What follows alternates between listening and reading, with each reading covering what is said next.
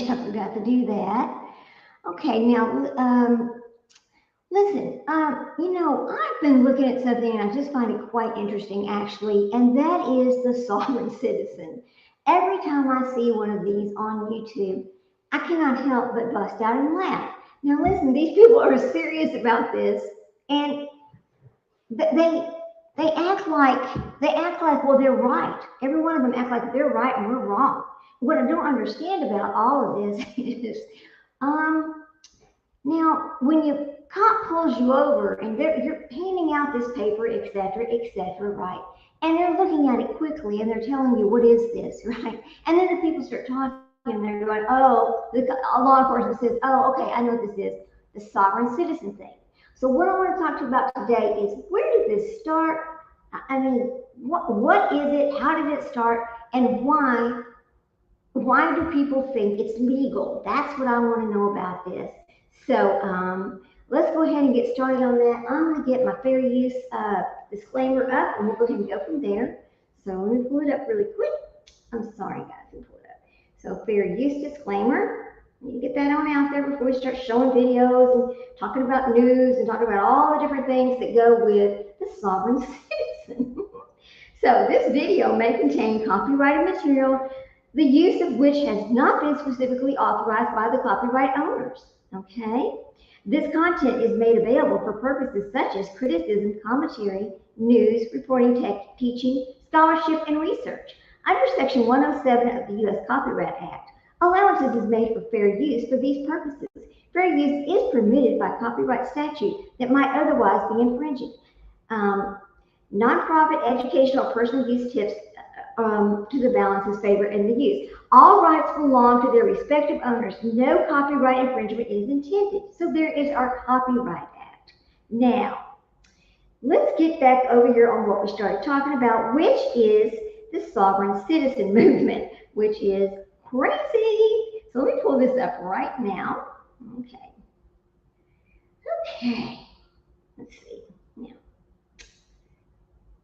I'm going to pull up. Oh, it's over here. I got to go get it from over here. Here we go. Okay. Let me get up here where I can see it. Okay, now. Okay, sovereign citizens, myth versus reality. That's pretty much what we're going to talk about over here today. Everybody, welcome to my little show today. I hope you've had a wonderful day. We're going to discuss one of the most fascinating and controversial legal movements in America.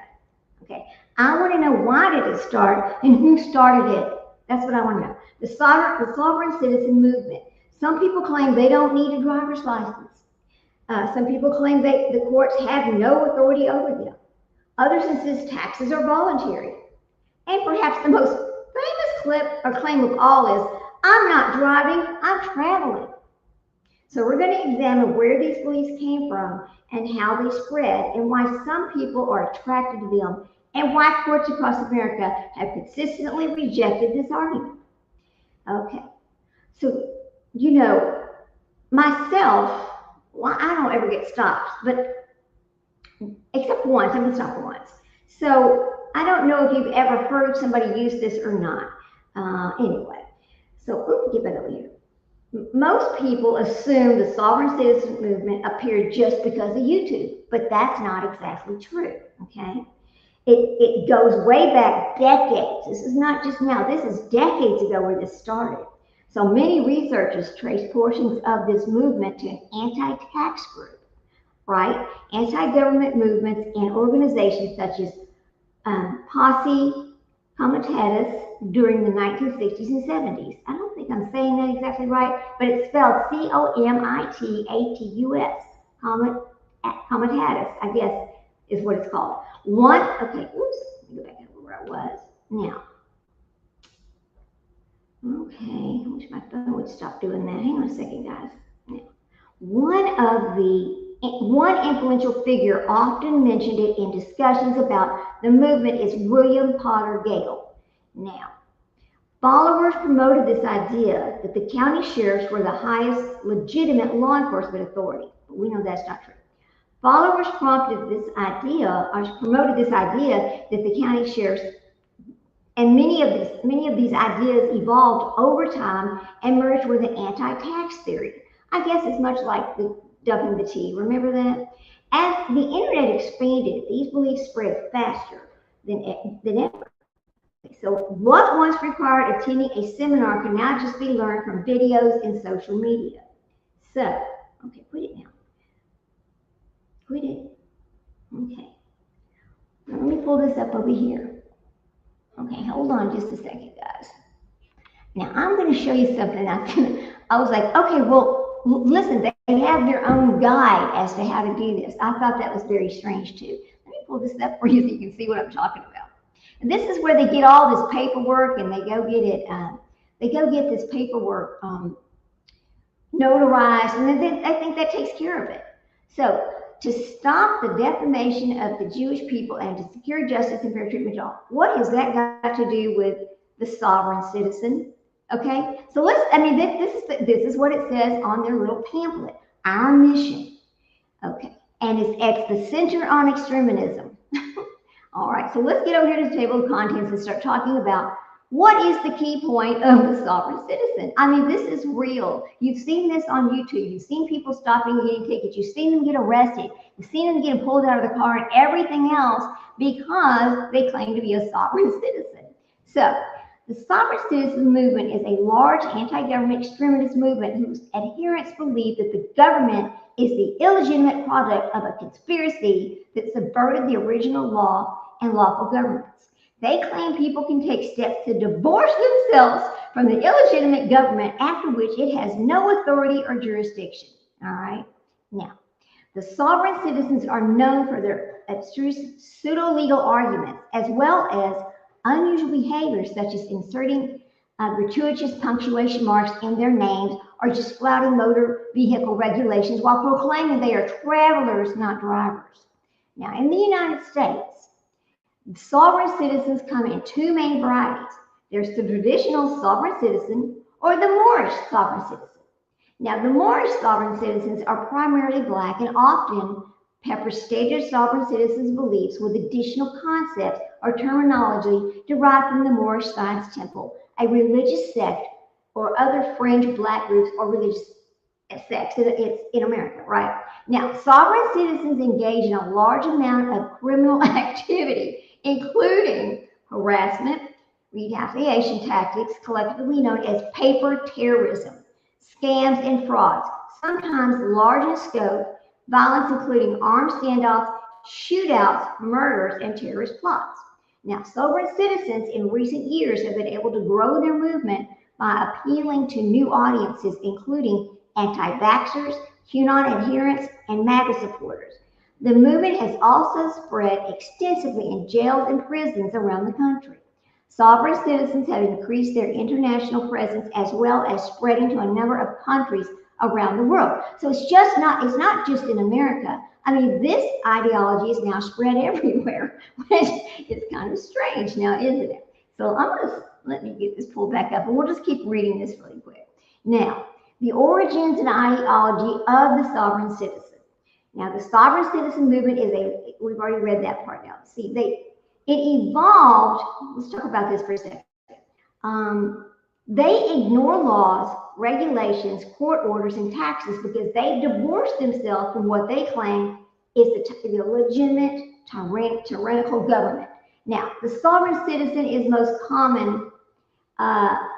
It's the most common term, and it just refers to themselves, right? They may use also a variety of other self-descriptions, including American state national, state citizen, constitutionalist, free man or woman upon the land, or Moorish national, and many other different little names. This is what they do.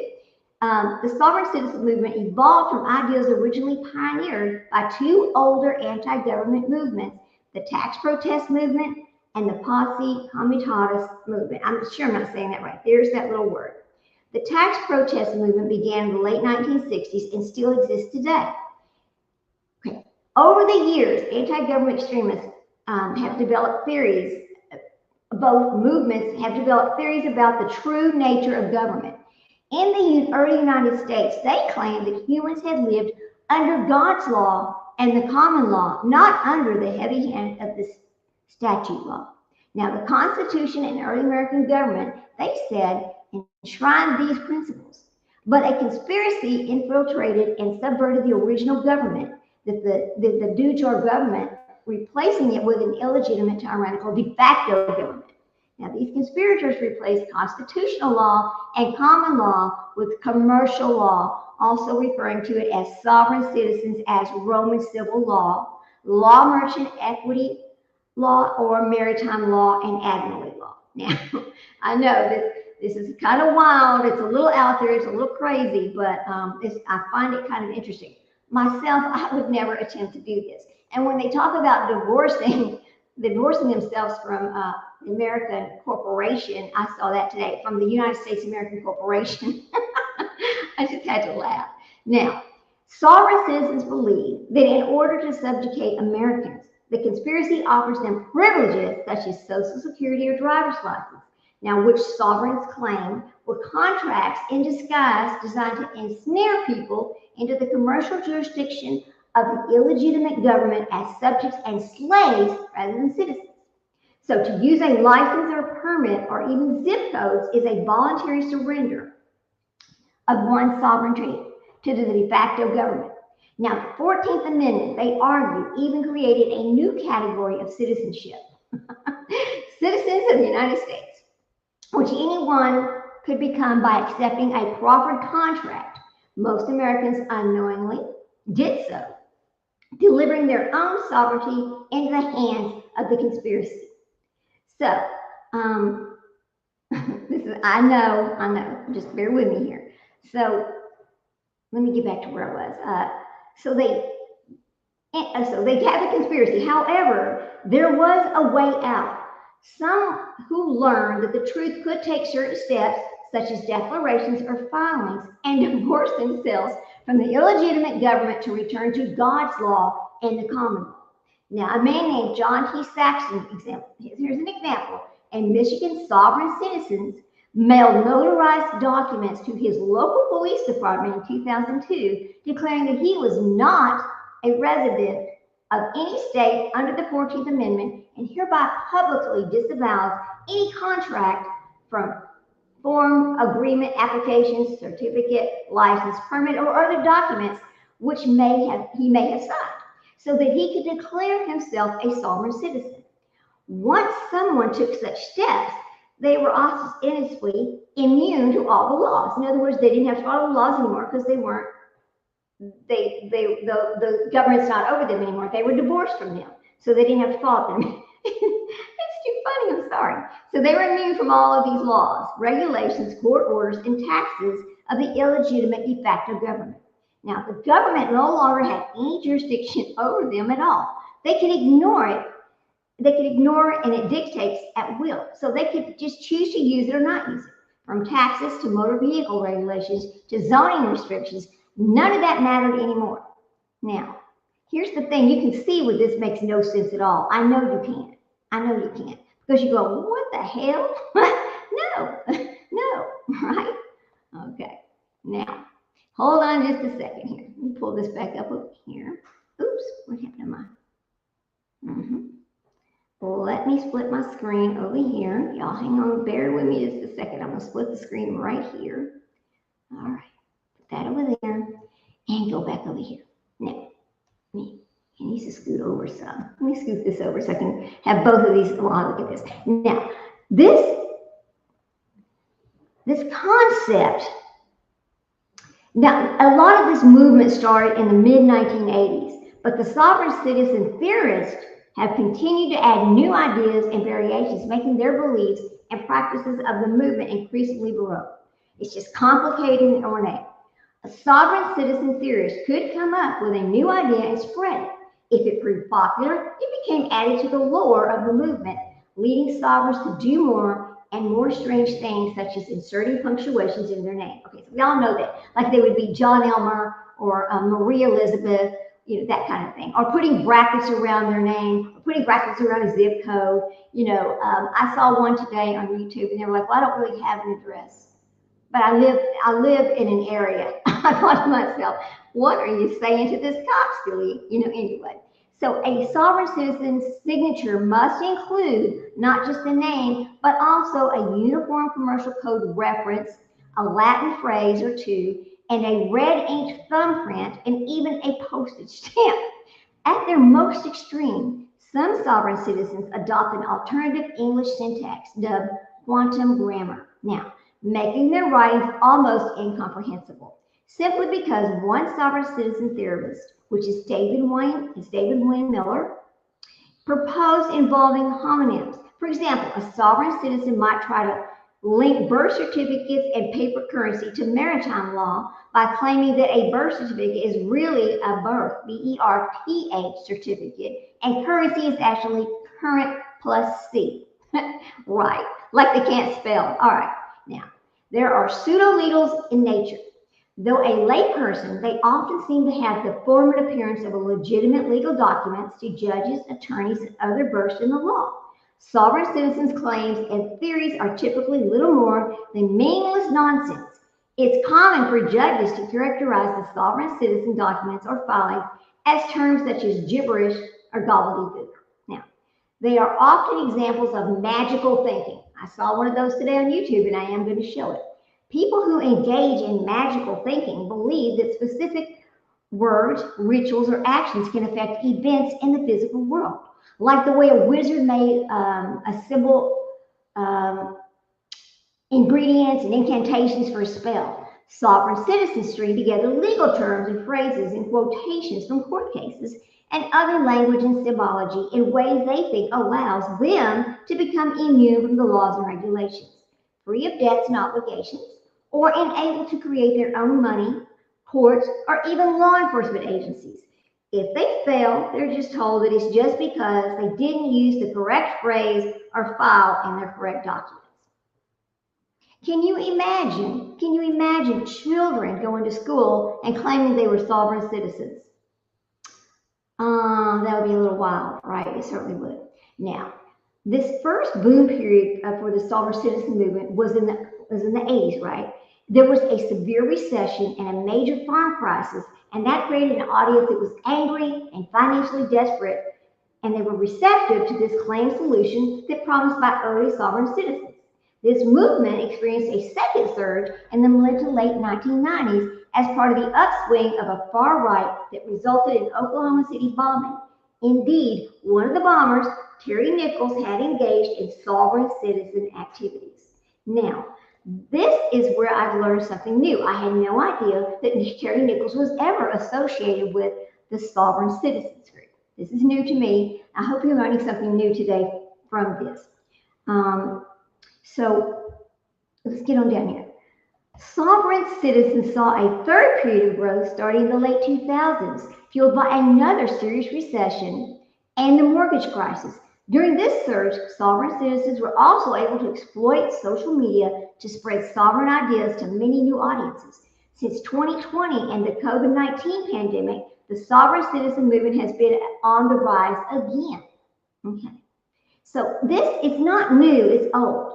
This has been for decades. This movement has been around. It's been dominated by theorists or gurus who invent the pseudo-legal theories and tactics of this movement, and they market them to the adherents. Sovereign citizen gurus hold seminars around the country and online, compose filings and instruction manuals, and offer legal advice and guidance for all for a price. Now, I'm going to say something, and you're going to go, what? This reminds me of Chad and Lori Daybell. What were they doing? Selling a theory, selling a thought, selling an extreme religious belief. It's the same thing. It becomes a cult, right? It is actually a cult if you stop and think about it. Now, some sovereign gurus may have only local followers, while others enjoy celebrity status within the movement and are so influential that other sovereign citizen theorists advertise they are teaching the theories or methods of that sovereign guru. These theories and tactics taught by these leaders of the sovereign citizens movement have no basis in real law, and many are illegal. Indeed, once the hazards of being a sovereign citizen guru is arrest. Most high-profile sovereign citizen influencers of the 2010s ended up behind bars before the end of the decade. James Timothy Turner of Alabama, a sovereign citizen who headed the Sovereign Citizens Group Republic for the United States of America, he called it RUSA, received an 18-year sentence in 2013 on fraud and conspiracy charges for his seminar that taught people how to use fictional financial instruments to pay off taxes, mortgages, and other debts. James T. McBride, who was a leader of the Ohio-based sovereign citizen, and his group was called Divine Providence. He was convicted in 2014 for a $500,000 scheme in which he sold thousands of bogus diplomatic identification documents that he claimed would allow purchasers to avoid arrest and taxes, like a get out of jail free and you never owe taxes. That's what he got. So that's what he sold. Now, later in the decade, a Colorado sobering guru, Bruce Duchette, received 38-year sentence after his conviction on 34 counts of racketeering, tax evasion, retaliation against judges, and other charges. Now, while Winston Shrout, an Oregon-based sovereign and perhaps the most popular and influential guru of the 2010s, earned a 10-year sentence on charges related to tax evasion and fictitious financial instruments. So this is not simply the funny YouTubes where people are presenting these fake documents to law enforcement or going into the court and saying, oh, I'm a sovereign citizen. It's not just that. This is bigger than that. And I thought it was kind of interesting how people don't really understand that this sovereign citizen, it is a cult. Basically, it is a cult. So here we go. Let's keep going here. Now, despite these convictions, some sovereign citizen influencers have managed to avoid prosecution, while new sovereign gurus have stepped forward to fill the gaps left by those who are in prison. Today, there are hundreds of such theorists with varying degrees of popularity and influence. Anna Marie Reisinger, and she's an Alaskan sovereign citizen who calls herself Anna von Ritz, and is self-appointed judge, is one of the most influential current sovereign citizen gurus. In recent years, she has influenced the followers around the country to create groups called assemblies. Now, Russell J. Gold, who has also called himself a judge as well as Postmaster General of our world, is the most popular of the hosts of the sovereign theorists who teach the quantum grammar, claiming this universal language guarantees victory in court. Now, we know it does not. A number of sovereign gurus spreading the Moorish variant of this ideology, primarily to the Black audiences, have connections to one of the oldest Moorish groups, the R.V. Bay Publications, based in New York and New Jersey. Now, the most popular sovereign guru since 2021 has been David and Bonnie Strait and Bobby and T. Lawrence. The two couples, along with other sovereign influencers who work with them routinely, bring hundreds of paying attendees to their frequent seminars around the country, and they sell a variety of sovereign-related products to their followers. They have done more than any other recent sovereign influencers to recruit from among the Quran adherents and the MAGA movement and the anti-vax movements. Okay, I never say Quran right. I just never do. Sorry. Most sovereign cities follow the teachings of one or more sovereign influencers. It is also common for sovereign citizens in local areas to network together or meet either online or in physical world. Most sovereigns don't belong to organized groups, though such groups do exist. Some were created by sovereign citizen gurus largely as a vehicle for their own activities.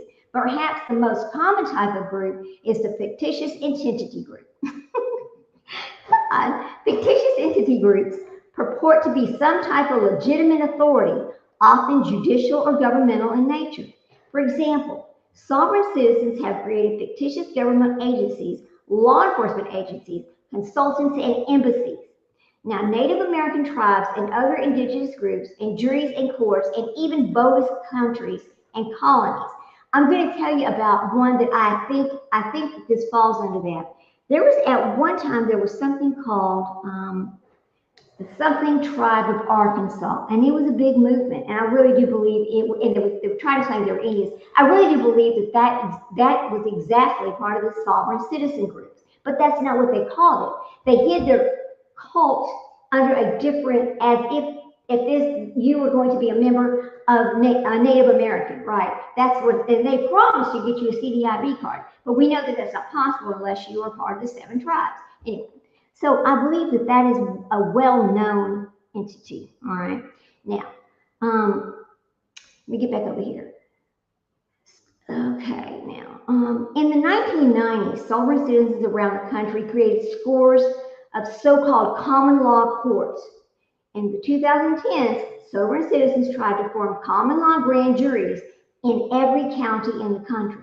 Now, recently, the most popular type of fictitious entity group has been the assemblies, coming in varieties that include state assemblies, county assemblies, jural assemblies, and de jure assemblies. Some sovereign citizens claim assemblies are a fourth branch of the government representing we the people, which acts as a check on the other branches. Now imagine going into court and saying, well, I'm just part of the we are the people. Okay. Now, among the different types of fictitious entity groups, there are bogus law enforcement agencies, and perhaps the most troubling, sovereigns have created such groups since the 1990s. The fake officers of such groups often have bogus identification cards and badges, as well as accoutrements such as raid jackets identifying them as law enforcement or decals or markings on their vehicles. Sovereign citizens have used these fake credentials to get out of traffic stops, to get past courtrooms, and to airport security measures, and to intimidate people. In the 2000s and early 2010s, many sovereigns posed as county rangers. not a deputy, they're county rangers. In recent years, a number of these sovereign citizens have declared themselves constitutional marshals, including the Costilla County, Colorado, who claimed he was willing to take over the county jail and told the sheriff that he was a true peace officer. Now, any sovereign or sovereign citizen group can create fake police agencies. Now, in 2021, 2 men associated with the Moorish sovereign citizen group and the Tsalagi, I'm sure I'm saying this wrong, the Tsalagi Nation, which is Tsalgi Nation. Now, they were arrested in Georgia and charged with impersonating police officers and possessing of firearms during the commission of a crime after they were stopped by law enforcement in Rhode Island, who noticed their bogus Tsalagi National Tribal Marshal, Rhode Island Tribal Police license plate. Now, that's a lot of mouth, that's a lot to say. So they had their own, they made their own license plate. Now, you've seen a lot of that. You've seen a lot of that on YouTube, where you'll see these people being stopped because they had bogus license plates or they have bogus identification cards. And the cops are like, this is not legal. And they're like, yes, it is. Here's my paper. And they give the cops these papers, right? Okay. Now, well, I will say this. A lot of these people that decide to go this route already had their driver's license taken away anyway. So they have no real driver's license. It's not that they divorced their license. They just, when they lost their license from DUIs or whatever the problem was, they just decided to be a sovereign citizen, okay? That's a lot of what we see happening here. Now, we'll go back on down here. Okay, so after this, so these people had this fake license plate. And the men who had their own identification cards, badges, and jackets allegedly told the deputies they were conducting an investigation. Other members of the group were arrested in Rhode Island that same year after allegedly trying to bring firearms into a federal building. We all know you can't do that. Now, let's talk about the next group, and that is the Moorish sovereign citizens and other sovereign citizens of color. These are another different set of groups. Well, they're all cults, but they're different branches of the sovereign citizen. That's what I'm going to say. It's very confusing. I know it is. Okay. One of the major segments of the sovereign citizen movement today consists of the so-called Moorish sovereign citizens. This is the very existence which illustrates the flexibility of the sovereign citizen ideology and its ability to appeal to people of different backgrounds. As the sovereign citizen movement developed in the 1970s and 80s, virtually its entire membership was white. In fact, many of the pioneers of this movement were full-fledged white supremacists, adherents of racist and anti-Semitic religious sects known as Christian identity. However, the new belief systems they created was mostly race neutral and focused its hostility on the government rather than on racial or religious minorities. So, in the early to mid 1990s, probably first in New York City, some adherents of the Afrocentric fringe religious sect of the long-standing the Moorish Science Temple, or the MST, encountered sovereign citizens ideology and began to combine sovereign ideals with the MST concepts. Other fringe black groups, such as the the Wichita Nation in Louisiana, also encountered the sovereign city ideas and found them useful. By the late 1990s, particularly in major cities along the East Coast and the Midwest, there was an increasing number of black sovereign citizens, most of them also associated with the MST, which is the Moorish. Okay? Moorish sovereign citizens tend to import traditional sovereign citizen beliefs and arguments right, while adding their own emphasis and flourishes, such as a focus on, hang on a second, all right, such as a focus on the 1786 treaty between the infant United States and Morocco, which the Moorish sovereign claims gave black or the Moors special immunities and privileges. Many Moorish sovereign citizen groups also assert, as did the MSTs and the Washington Nation, that they have some of the indigenous status, because Moorish sovereign citizens often claim to be from another nation. Now, Moorish, indigenous, or otherwise, it's common for the Moorish sovereigns to claim diplomatic status, such as using a bogus diplomatic license plate, asserting diplomatic immunity, or describing their groups as consulates or embassies. For example, one Moorish sovereign citizen active in Maryland has described himself as the Consul General of the Moroccan Consular Court of the Maryland State Republic. Now, a Moorish sovereign claimed during a traffic stop in Missouri to be a lawful diplomat sovereign. Now, in 2020, now what happened from that, he ended up with a 2020 conviction on federal charges of impersonating a foreign diplomat. You see, because they go to these rallies and these things being put on by these gurus, and they buy into it, and they think that these documents they're getting will pass, that they're legal, and that they can actually call themselves these things. And this is where the problem comes, right? We know in cults, there is a problem that always happens, and this is where it starts, right here with these people.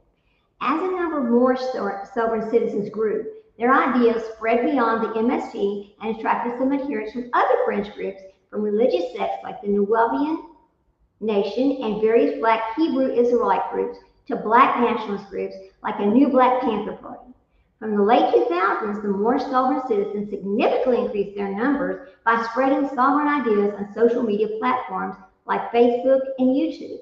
In the 2020s, there are dozens of Moorish sovereign citizen groups, including the Moorish National Republic federal government, the Moorish National Republic of Peace, the Rise of the Moors, and the Ala Anawaya National Moorish Republic, and the Unami Buffalo Nation, among many others. I mean, they come up with the wildest names.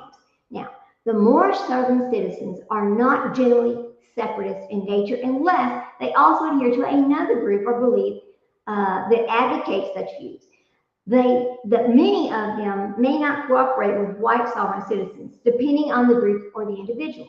There have been a few more sovereign citizen groups over the years that have sold materials to white sovereign citizens or even allowed them as members. Okay, it is important to note that not all MST adherents are sovereign citizens. Indeed, some were the co-religionists against getting involved. They're like, don't get involved with that. What are you doing? Nor all Moorish sovereign citizens necessarily associated with MST beliefs. Moreover, there are also people of color who get involved with traditional sovereign citizens movement without ever adopting the Moorish theories.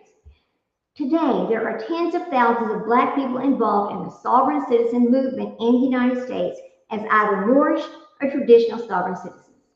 Now, the emergence of the Moorish sovereign citizens helped open the door to the people of almost every race, ethnicity, or background to become sovereign citizens, making this movement the most multicultural movement in the American far right. In some other countries to which the movement has spread, such as Canada, Australia, New Zealand, promoters have attracted some people from native or indigenous communities to the sovereign citizen movement. Now, in the United States, though the Native American community has not been receptive to its ideas, especially to false claims by others of indigenous status. However, the sovereign citizens movement has attracted some Native Hawaiians to its ranks, particularly from the indigenous Hawaiian independence movement, which has long been associated. Now, let's talk about what happens when we also get terrorism involved, okay? Because that's another problem with these extremists or these cult groups, okay? The oldest and most popular tactics used by the adherents of the sovereign citizen movement are paper terrorism, harassment tactics wielded against law enforcement officers, public officials, businesses, and private citizens. Paper terrorism, a term first coined in the 1990s by Nick Murnian, a county attorney in Montana who long battled an aggressive group of sovereign citizens known as the Montana Freemen, is in the use of bogus legal documents and filings, or the misuse of legitimate documents and filings by sovereign citizens to harass, intimidate, or retaliate against his or her perceived enemies. Now, this is a very important case, the case of Raymond McLaughlin. Now, a police officer in the Windsor, Connecticut, he provides a good example. McLaughlin became an active in the sovereign citizen movement in the 2000s, eventually leading his department to fire him and his mortgage company to foreclose on his home. Now, he was angry at the judge. He eventually ordered his foreclosure. Now, McLaughlin mailed tax forms to the IRS that falsely claimed he had paid over $300,000 to the judge, hoping that this would cause the IRS to investigate and audit the official. In the end, McLaughlin's hopes were dashed, and he was convicted in 2018 of making a false statement on a federal tax form. Now, I don't know what would move a person to think they could get away with that. I really don't. Now, McLaughlin's use of fraudulent IRS filings to harass someone has been a paper terrorism tactic employed by the sovereign citizens since the 1980s. It remains popular. Adrian Avril Perrier, a Colorado sovereign citizen, allegedly sent bogus IRS 1099-A forms to 2 police officers and a judge following a traffic stop of Perrier in 2021 and 2022 for having bogus sovereign citizens' license plates on her car. The form claims that the victims owed her a large sum of money, $3 million, in the judge's case. Her tactics disrupted the case against her, resulting in the recusals and the postponement. Now, I'm going to show you a video today exactly where this comes from, okay? Because what they have in their booklets and their information that they're selling at these rallies is something called a fee schedule. So what they believe, and I'm going to show you this too, what they believe is if you stop them because they don't have the correct license plate, then you are interrupting their traveling with no rights. You don't have the right to do that. So they're going to charge you a fee. So they send you this 1099-A form, which is the silliest thing I've ever seen, right? It's silly, but anyway, they do it. It's actually, they are on YouTube doing this. So here we go. Now, bogus IRS filings are merely one form of paper terrorism, one of the oldest and simplest tactics in filing a frivolous lawsuit. Now, we have very big creators on YouTube who are very, very familiar with filing frivolous lawsuits. I believe that's JLR, isn't that his name? After Perry was charged for her false IRS forms, for instance, she retaliated with a $22 million lawsuit against 3 prosecutors and an investigator. In another case, an Arkansas sovereign group, the Liana Bay, was arrested in Massachusetts in 2021 after state troopers allegedly found a gun and 16 magazines in her car, for which she did not have a license. In retaliation, she filed a $70 million lawsuit against a number of state troopers, a tow truck company, and even 2 public defenders. A federal judge dismissed her case in 2022. The typical end to most harassing sovereign citizen lawsuits is it gets dismissed. Although they are almost invariably dismissed, these lawsuits cause frustration and harassment for which the victims, while also clogging up the court system that sovereigns believe are illegitimate. They don't believe in it, but they'll go file a lawsuit in it. Make sense. Other sovereigns come up with the methods of harassment In 2022, Darius Moody, a North Carolina sovereign, mailed bogus criminal writs of execution to a variety of officials that accused them of environmental crimes and treason, plus threatening to offer bounties of up to $20,000 to anybody who could deliver them to a tribunal. Now, this guy's name is Io DeWatt Mateos, a Colorado sovereign, allegedly utilized the services of a bogus arbitration association in 2021 to demand city officials in Loveland to pay him $300 million. A Texas sovereign citizen, her name is Sybil Joy Inger. Hi. Her name is Sybil Joy Inger. Hi. That's hard to say. Anyway, she reportedly did the same thing using the same fake arbitrator to claim nearly $3 million judgment against two Tarrant County judges. The arbitration incident is one of the newest variations of paper terrorism appearing in a number of the states from 2019 to the present. Now, one of the most popular paper terrorism tactics is one of the very oldest, the bogus lien. Now, sovereign citizens have placed harassing liens on the properties of their perceived enemies since the late 1970s. In contrast to a legitimate lien, typically placed by a business on the property of someone who owes them money. For example, a roofing company placing a lien on the property of someone whose home they re-roofed but who failed to pay. A harassing lien is filed against the property of someone who owes the filer no money but has simply angered the filer. Although such liens against the property of someone who owes the filer no money but has simply angered the filer, and it's hard to get it removed because now it clouds the title to the property because it's there. Because here's the thing, the county clerk will record anything. It doesn't matter whether it's legal or not legal. They will record it, okay? And once it's against your property, it's against your property. And it's up to you to get it off of your property, okay?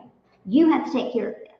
Now, although such liens and other documents sovereigns file that have similar effects are bogus, they remain in the system until removed, and they cloud that title, which is what we just talked about. Depending on the state law, getting bogus liens removed can be costly and time-consuming, and it involves the court systems. Since the 1980s, different states and the federal government have passed laws intended to criminalize bogus liens or make them easier to remove, but they remain a problem because, again, it's up to you to prove that the lien is illegitimate, okay? Now, often sovereign citizens don't know about the possible legal consequences of filing such liens, or if they do, they don't care. And once a harassing lien is in the system, a victim must still get it removed regardless of any punishment given to the sovereign citizen who filed it. There's no take back. Once it's recorded against the property, you can't just take it, like the person who recorded it against you just can't go up there and say, oh, I didn't really mean it, undo it. There's no such thing, okay? It takes a lot of different paperwork to clear a lien and remove it from a title. Now, disturbingly, the use of bogus liens by sovereign citizens isn't on the upswing. Here's a few incidences occurring around the country. These are just some of the bogus lien incidences that have occurred in recent years. May of 2023, in Baraboo, Wisconsin, Sioux County officials filed criminal slander of title charges against a Wisconsin sovereign citizen, Ann Ratcliffe, for filing bogus liens against bank employees, a company owner, and others involved in the foreclosure of a campground that Ratcliffe owned. In April of 2023, in Sedona, Arizona, the city of Sedona sued 6 people for filing bogus liens in 2022 against multiple city officials. They're writing in their complaints that these filings were nothing more than an attempt to bully, harass, and intimidate the public officials. Now, the sovereign citizens who allegedly filed these harassing liens claim that the officials had committed over 100 violations of the Constitution. I know, it's kind of funny. It is kind of funny. It's kind of funny what these people do. And here's the thing, because they are talked about when they went to these rallies and are told, well, this is what you do about this, that, and the other. They think it's okay. They think they're not going to get in trouble, right? They don't know the law. But again, they don't follow the law. They say they don't follow the law, but they'll use the law to file the lien. It make sense because it doesn't make any sense. Okay, so then in February 2023, in Gunnison, Colorado, Brett Andrew Nelson was arrested after a grand jury indicted him on 24 charges for filing bogus liens, as well as bogus quitclaim deeds, power of attorneys, and arbitration documents against judges, prosecutors, law enforcement officers, and others in several counties. The victims all had some involvement in custody or other cases involving Nelson. You get mad, you retaliate, go file a lien against their property, right? That's what was happening here. Now, in February 2023, in Cleveland, Ohio, a federal judge sentenced a dentist and a longtime sovereign citizen, Douglas Smith, to 4 years in prison for tax evasion, contempt of court, and filing harassing liens against the judge and the prosecutors in his case. In November 2022, in Catron County, New Mexico, a sovereign citizen named Trapper Killsme, his former name was David Goldsmith, filed a $20 million lien on the properties of 7 Social Security Administration employees. He was subsequently arrested on federal charges of retaliating against a federal employee by making a false claim. According to the prosecutor, Killsme was a serial filer of harassing liens over the previous decade, having filed almost $1 billion in such liens. I wonder if he's kin to JLR. In September of 2022, Fort Lauderdale, Florida, prosecutors charged a sovereign citizen, Corey Wilson Chinster, with 10 counts of threatening a public servant after he allegedly threatened to put liens on the homes of the deputy who had pulled him over for a traffic stop. Okay? In May of 2022, in Springfield, Illinois, the Illinois Attorney General's office charged Derek L. Turner, an Illinois sovereign citizen, with placing bogus liens on the property of the Illinois Attorney General himself. Turner allegedly also filed liens against 3 local prosecutors because they were involved in traffic misdemeanor cases against him. So it is as simple as, you pulled me over for a traffic stop, and now guess what? You wasted my time, so I'm going to file a lien against your property because you owe me money. And this is according to their fee schedule. All right, hang on, because we're going to get to that. It's kind of strange, but it's out there. It's shocking. It's crazy, right? Now, in July of 2021, in Arlington, Texas, sovereign citizen Jonathan Reynolds allegedly placed a bogus lien on the property of an Arlington police officer who the month before had pulled him over for a traffic stop. He was not prosecuted for the harassing lien, but the investigation into the lien did lead to his conviction for lying on a federal firearms form. He received a sentence of 3.5 years in federal prison. In April of 2021, in San Diego, California, federal prosecutors charged sovereign citizen Edward DeLoach and Michael Jones, also known as Louis Alvarado Bay and Noble Phoenix Micah L., with filing bogus liens against 11 federal judges and law enforcement officers involved in a 2019 drug smuggling case involving the 2 men. So they get in trouble with drug smuggling and they just go after everybody and file liens. Okay, I got it. In June of 2020, in Houston, Texas, a federal judge sentenced inmate and sovereign citizen Noel Exena to 18 months in prison for filing bogus liens against a different federal judge who had years earlier given Exena a 50-year sentence in a drug smuggling case. He also filed harassing liens against the prosecutor in that case. Now, see, they're in prison and they hook up with these other people who are members and consider themselves sovereign citizens, and they learn how to file these bogus liens from prison. It's like a whole other world over in prison. Now, in January 2020, Augusta, Georgia, a federal judge sentenced sovereign citizen Timmy J. Pate to 25 years in prison for filing a multitude of bogus liens and voluntary bankruptcy filings against IRS employees, a federal judge, and other public officials. The anti-government extremist was angry that the government did not give him millions of dollars in tax refunds that he had fraudulently demanded. Now, with paper terrorism tactics, sovereign citizens take advantage of the open nature of the U.S. legal system. Anyone can file a form with the IRS, a lawsuit in court, a document in a county recorder, or a uniform commercial code form with a Secretary of State without typically having to prove the validity or legitimacy beforehand. Some local and state officials in some states are empowered to reject these bogus sovereign citizen documents.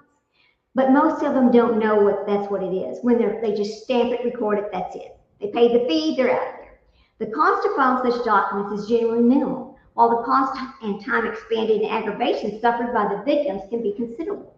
Though paper terrorism tactics often result in prosecutors for the sovereigns who use them with consequences sometimes more severe than whatever their original clash was with the authority involved, the harm has typically already been done to the victim. Okay, now let's talk about scams and frauds. All right, Here's the next part of the sovereign citizen and what they teach these people, what the gurus are teaching these people when they go to these seminars as sovereign citizens. Okay, now again, it is a cult. Understand that, it is a cult. Now, in July 2023, Latarius Johnson, who was AKA Tariq Akil Anad, received almost a 20-year federal prison sentence in federal courthouse in Mobile, Alabama, on charges that included wire fraud, aggravated identity theft, and making false statements to government agencies. Johnson, a sovereign citizen, had run a multifaceted fraud scheme targeting financial institutions and government agencies, including the Small Business Administration, for which he obtained COVID-19 relief funds. Johnson used the money to pay for cars, jewelry, and vacations, and attempted the purchase of a Rolls Royce and a $4 million home. Now, Johnson's scheme was merely one of many scams and frauds perpetrated by sovereign citizens in the United States in recent years. For decades, the sovereign citizen movement has attracted con artists and people seeking to get rich quick, and who realize that the pseudo-legal language and documents could be useful tools in fleecing others, even at the times of other extremes. The lengthy history of the sovereign citizen scams has included pyramid schemes, investment scams, tax frauds, and mortgage scams, as well as a variety of esoteric cons. The schemes can often be quite lucrative to the sovereign involved, at least until they get caught. Now, a group of sovereign citizens in the United States and Norway, for example, ran an investment scheme that took almost $13 million in just a few years, much of which they converted into millions of dollars worth of Iraqi silver, the silver dinar coins. One of the ringleaders died before being brought to justice, but another, John Weiner, received a 22-year sentence in 2022. Most recent sovereign citizen schemes have targeted the Internal Revenue Service, using bogus tax returns to get massive underserved funds from the tax agency. In July of 2022, for example, a sovereign citizen, her name is Alice Fetter Lucas of Columbus, South Carolina, received a federal sentence of more than 3 years after fraudulently obtaining federal tax returns of more than $700,000 from the IRS. She used the money to buy a house and a car, among other items. The IRS only retrieved a fraction of the money it was tricked into giving to her. Now, I don't understand how she tricked them into giving it to her. Don't they do any checks and balances? That's the IRS, for God's sake. In an even larger case, David Isagaba and his wife, Joyce of Leesburg, Florida, filed a nearly $3 billion in fraudulent tax returns over a decade. The IRS caught most of the phony claims, but not all, resulting in $5.8 million payments to the Isagabas, which they used to buy a house and luxury vehicles. David eventually pled guilty to charges related to the scheme, receiving a 14-year sentence in December 2022. Now, Joyce went to trial and was convicted in June of 2022 of conspiracy and mail fraud. They set up bogus trusts to assist in their scheme, and so did a Milwaukee sovereign citizen. Her name was Janine Rogers, who reportedly created the Noble Sun Trust to help her file fraudulent returns, totaling $13 million. Like this, she didn't get the whole amount, but the IRS did send her a refund check for $3.25 million. She was arrested in May of 2022.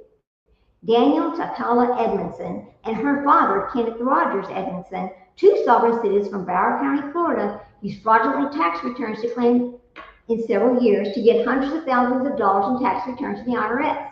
Now, their scheme eventually ends in convictions in federal prison sentences in 2020 for 72 months for the daughter and 51 months for the father. Despite the consequences of tangling with the IRS, the sovereign citizens persist in this tactic. These are just some of the sovereign citizens caught employing bogus tax return schemes in recent years. Now, one group of sovereign citizens, led in New Jersey sovereign by John Berry Jr., combined the bogus tax return scheme with another common type of sovereign citizen scam, the mortgage scam. You know, it's like they have a scam for everything. This is kind of interesting, really. What he was doing, here we go. So John Berry, the mortgage scam. Now, Berry and his accomplices promoted the mortgage recovery scheme that promised people that they could extinguish their mortgages, but which actually involved filing fraudulent tax returns to get refunds of more than $4 million in total. Now, the scammers took 20 to 35% of these refunds and sent the rest to the client. Berry received a 12-year federal sentence in 2021 for his involvement with the scheme, despite his argument that the courts had no jurisdiction over him. Because, see, that's why they do this. Remember, they divorced themselves from the United States of America, right? So they don't really have jurisdiction over them. That's what they believe. Now, other sovereign mortgage scammers have used different schemes. Anthony Williams, a Hawaiian sovereign and a self-declared private attorney general, created a business. He called it Mortgage Enterprise Investments, with which he and others scammed hundreds of desperate homeowners in Hawaii and other states, especially targeting Filipino immigrant families who were not native speakers of English. In 2020, Williams received a 20-year sentence for federal wire fraud and mail fraud convictions. Now, Ronald Allen Wright of South Carolina, a sovereign citizen, promised people facing foreclosure that he could get rid of their debts by filing financial claims against their birth certificates, a popular sovereign citizen theory dating back to 1999. He found many of his victims, including some who were elderly, through churches and other religious organizations and charged them $140,000 for his meritless schemes. Now, Wright's schemes eventually earned him a 10-year federal prison sentence following conspiracy and fraud convictions. These people are brazen, aren't they? Rather than targeting property owners, many sovereign citizens target properties themselves. So they go after the property, not the owner. During the mortgage crisis that began in the late 2000s, sovereign citizens devised a new tactic, illegally seizing empty homes using bogus deeds and other filings, and then living in them rent-free or even renting them out to others as pretend landlords. Such sovereign citizens, called squatting incidences, still occur regularly. At first, the people employing this scheme targeted houses that banks had foreclosed upon but not yet sold, as well as houses that were empty for other reasons. This version of the scheme is still popular. Police arrested 2 sovereign citizens, for example, in Brownsburg, Indiana, in April 2020 on a criminal trespassing and other charges for moving into a home that was empty because its previous owner had passed away. Similar incidences have occurred in other states in recent years. Over time, however, some sovereigns became more ambitious by taking possession of mansions or multiple properties. In August of 2022, Darius Thorne Hall and Natalie Shalina Fields were arrested for allegedly breaking into and squatting in a $16 million mansion in North Carolina owned by a NASCAR driver. In 2021, a group of sovereign citizens reportedly seized a mansion in Baltimore County, Maryland, that a woman had put up for sale after her husband died. The sovereigns moved in, changed the locks, and put a chain across the entrance to the property. In Davidson, North Carolina, a sovereign couple, Tremaine Thorne and Taya Barber, allegedly took possession in 2019 of a mansion up for sale due to the death of its original owners. So another group of sovereign citizens allegedly created a phony credit repair company for a complicated scheme in which they used stolen identities of clients of the businesses, used those identities to obtain credit cards and mortgages on property, and then rented those properties out to the others. Now, this was led by 2 California brothers-in-law, Stephen Tatsuo Maurizio and Albert Luigi Lim. They obtained millions of dollars worth of property.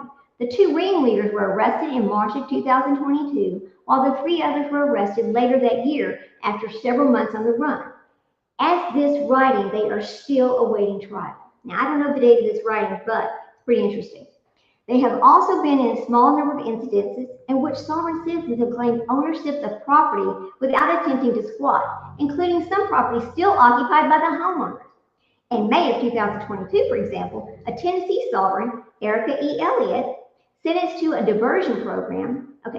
sentenced to a diversion program after pleading guilty to forgery and bogus lien charges for having filed a bogus lien for $19 million on a mansion in Knoxville, Tennessee, in an apparent attempt to claim an ownership stake.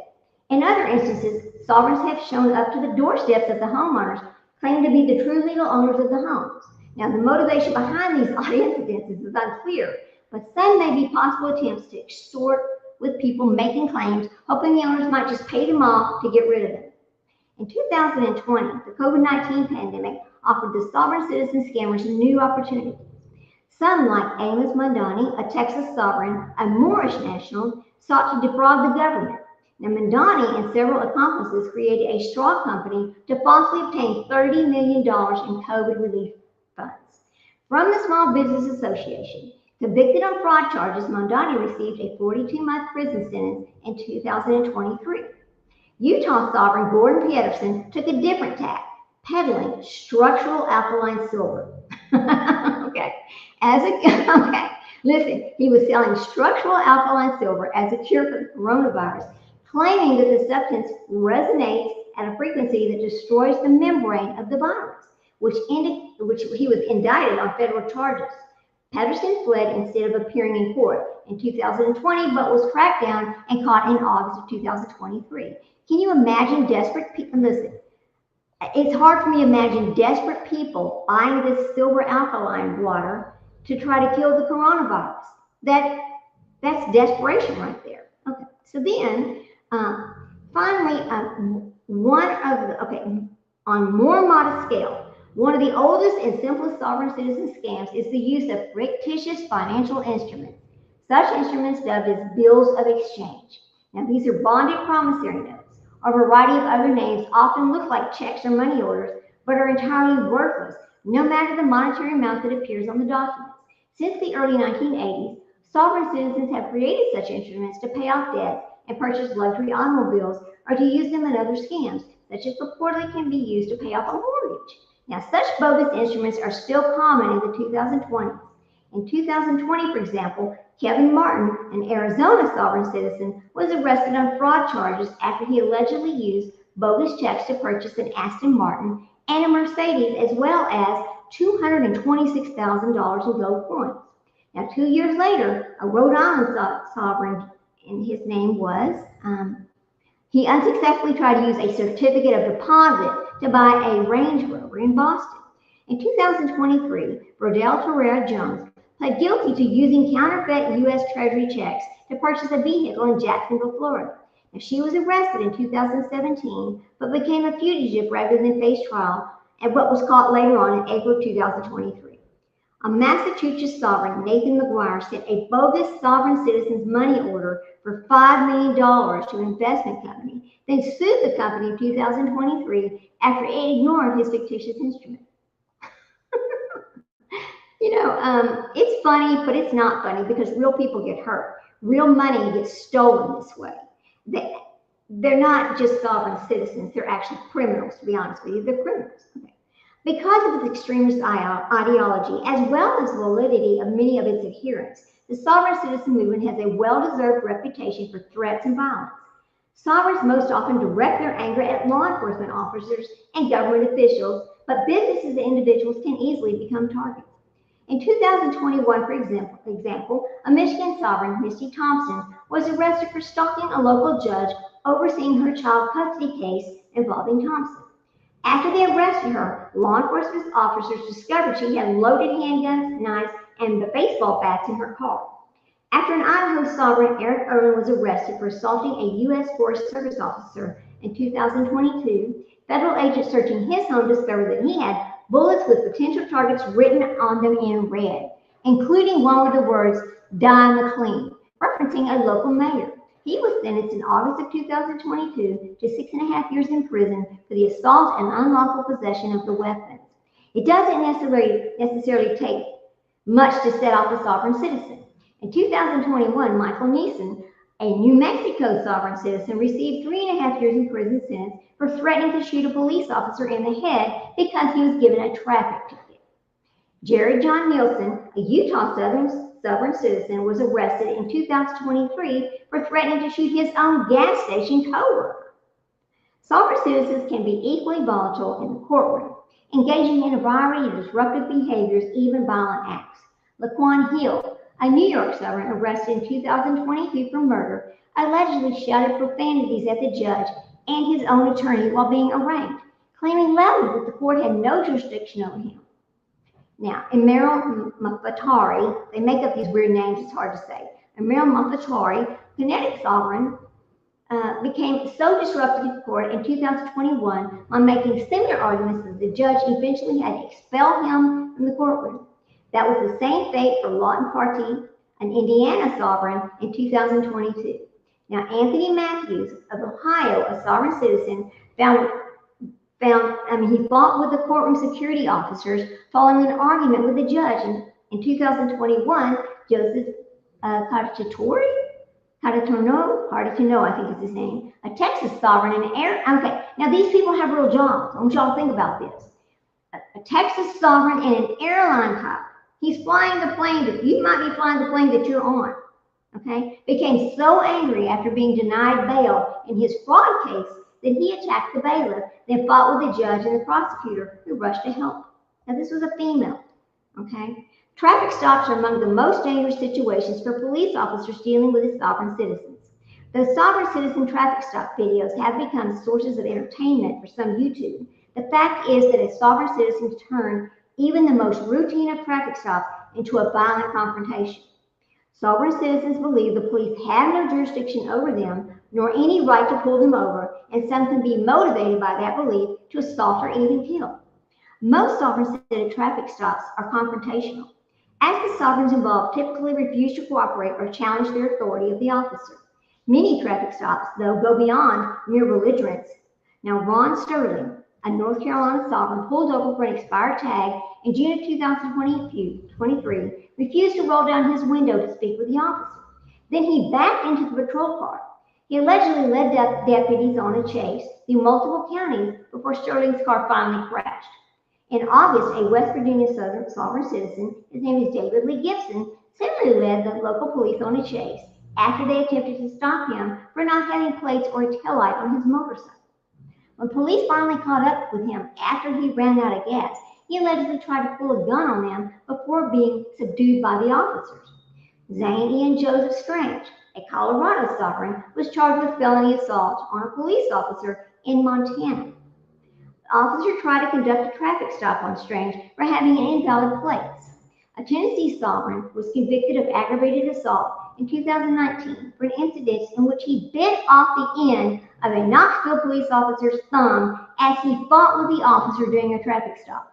Imagine that scenario. You're being stopped.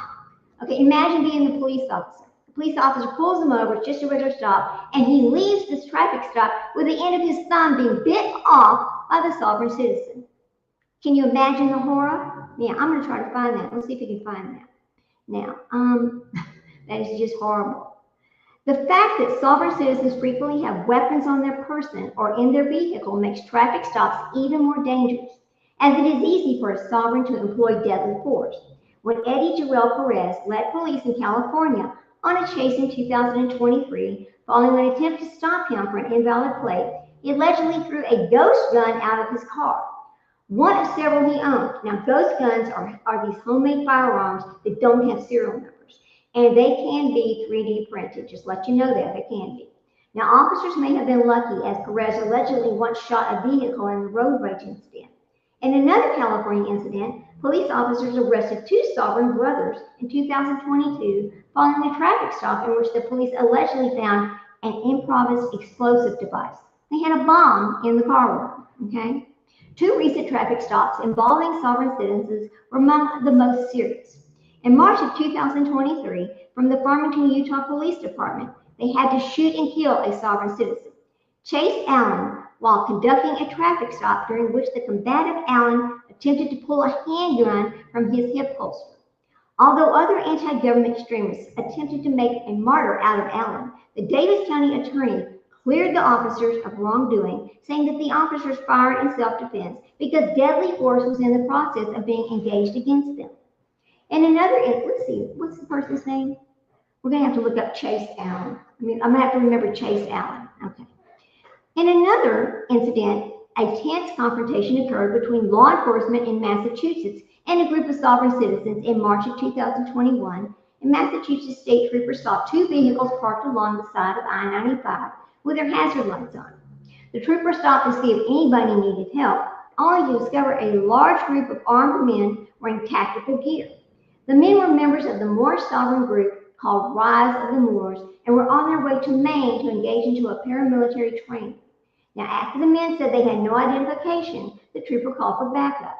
Help arrived, but in the meantime, some of the Moors had moved into the nearby woods to take up positions with their firearms, creating a standoff situation that lasted through the night.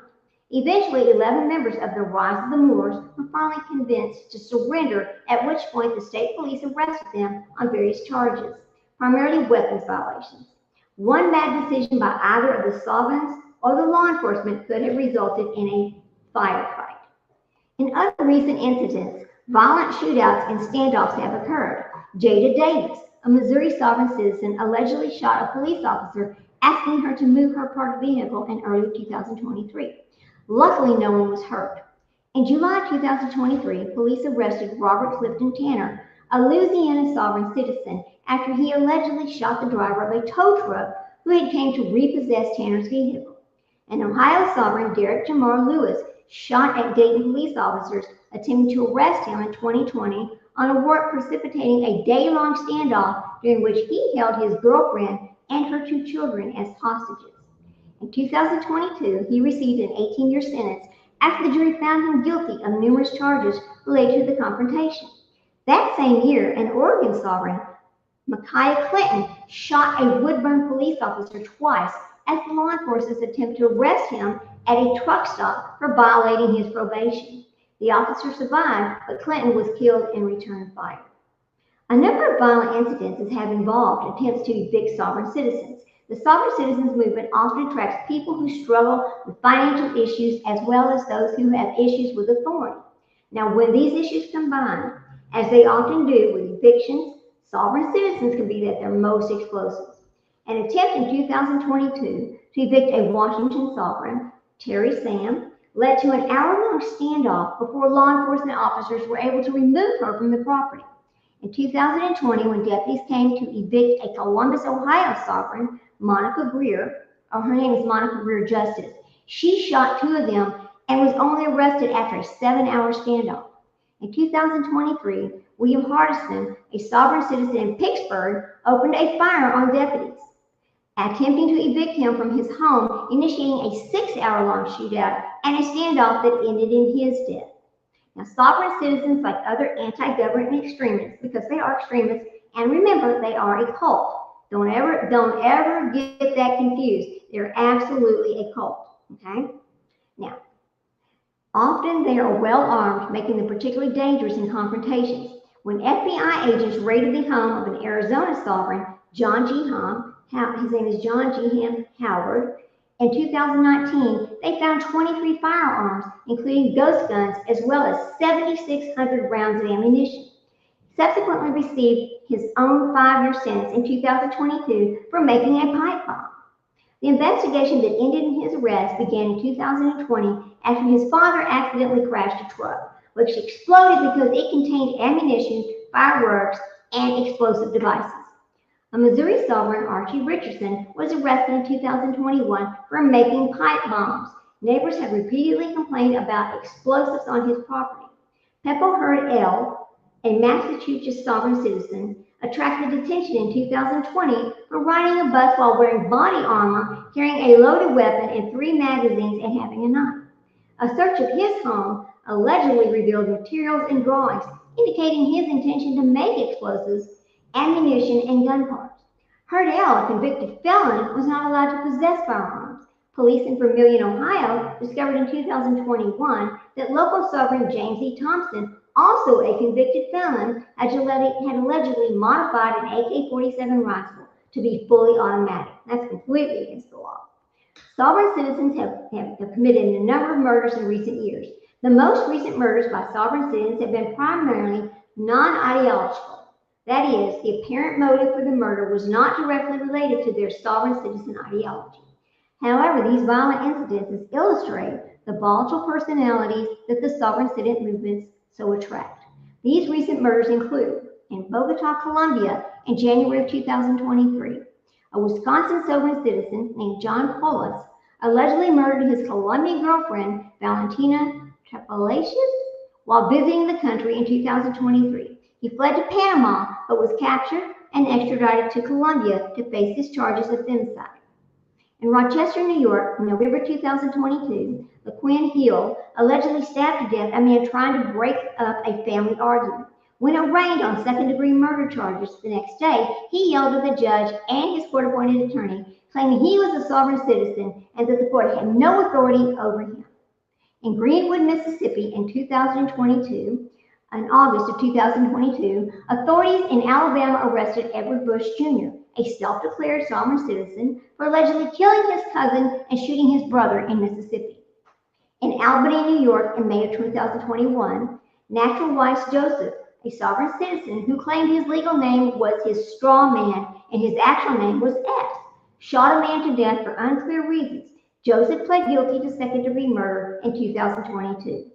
In Hartford, Connecticut, in July of 2020, sovereign citizen Jerry Thompson was charged with murder after killing his landlord with a samurai sword following a dispute over the rent.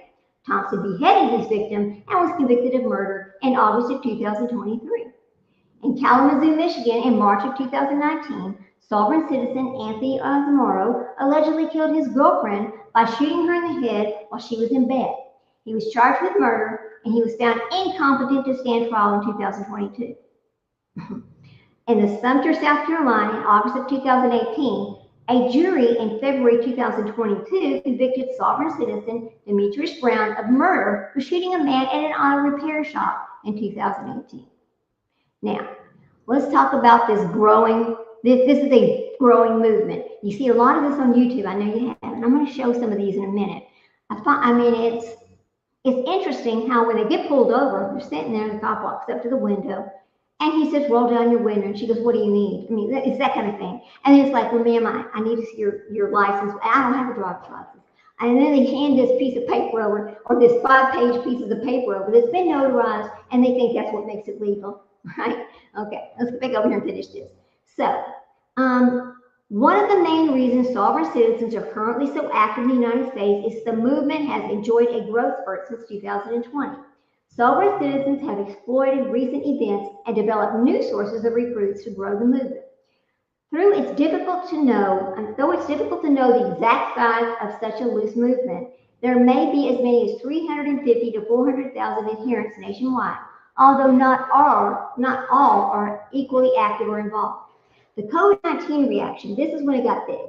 In 2020, the COVID-19 pandemic set the stage for a new sovereign citizen resurgence.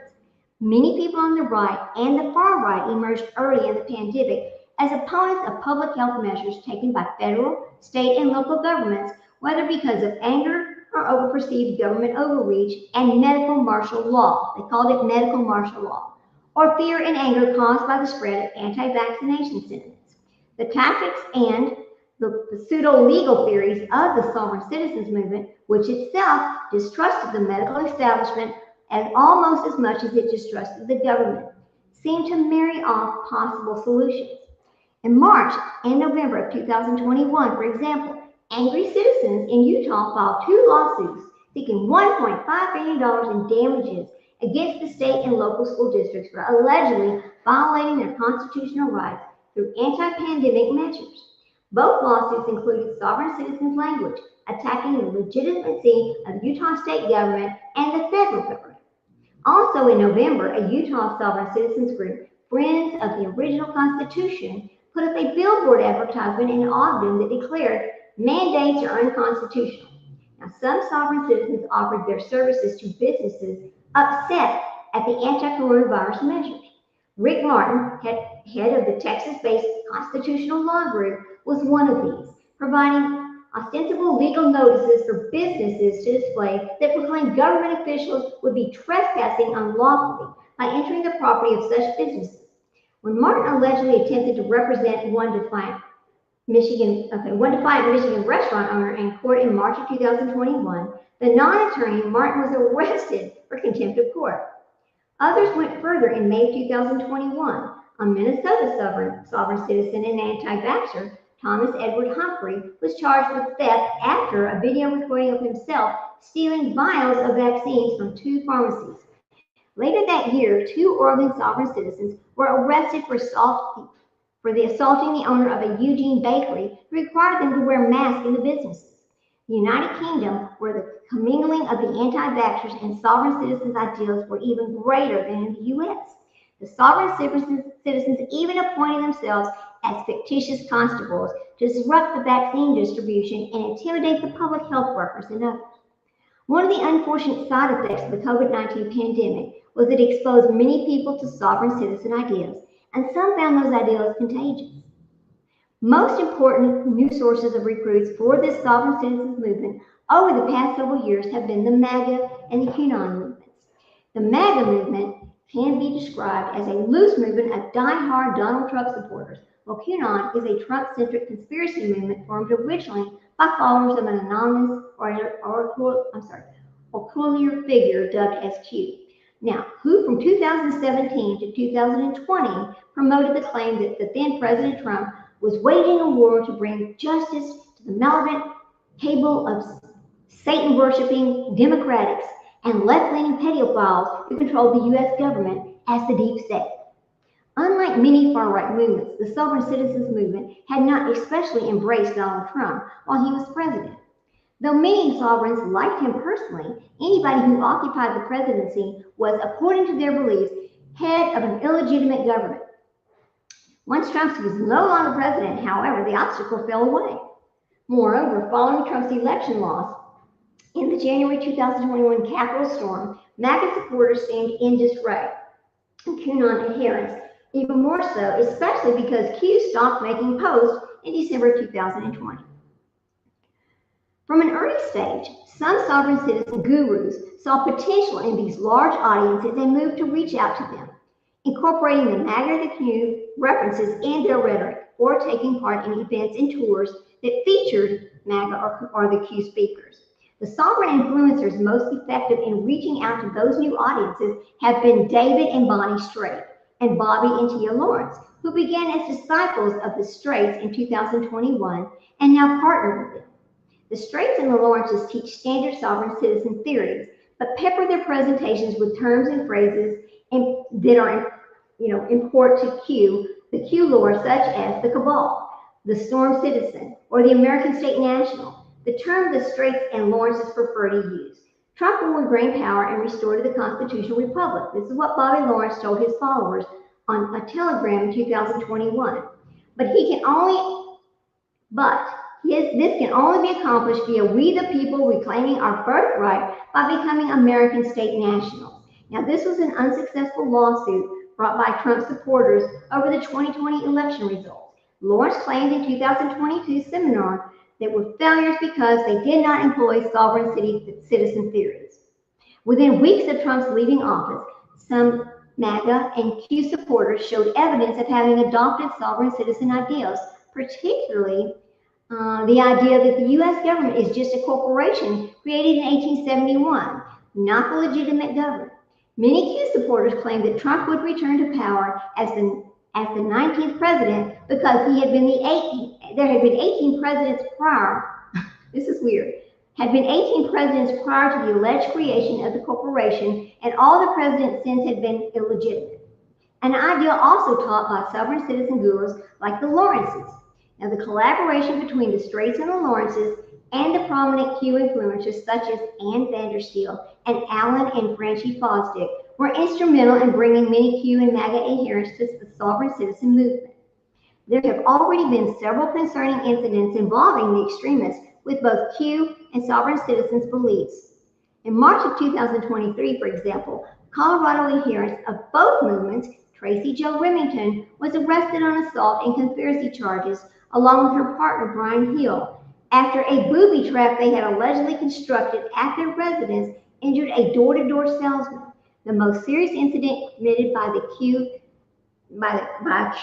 sovereign was the 2020 murder of Florida sovereign citizen guru Christopher Howell, allegedly by one of his Kentucky followers, Neely Ray Petrie. Oh, wait a minute. Is Neely Ray Petrie Blanchard in any relationship to Gypsy Rose Blanchard? Because we're going to have to look that up. Y'all don't let me forget the name. Neely Ray Petrie Blanchard, who turned on him. Petrie Blanchard, still awaiting trial, was involved with both movements before Trump left office. Other right-wing activists have also discovered sovereign citizens movement and used its tactics.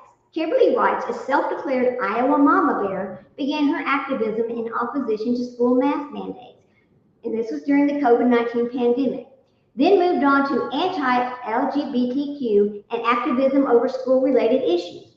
In February of 2023, Wright, In February of 2023, Reich self-filed an $87 million lawsuit against an Iowa school district over the 2022 after-school show put on by an LGBTQ, a student group that featured drag performances.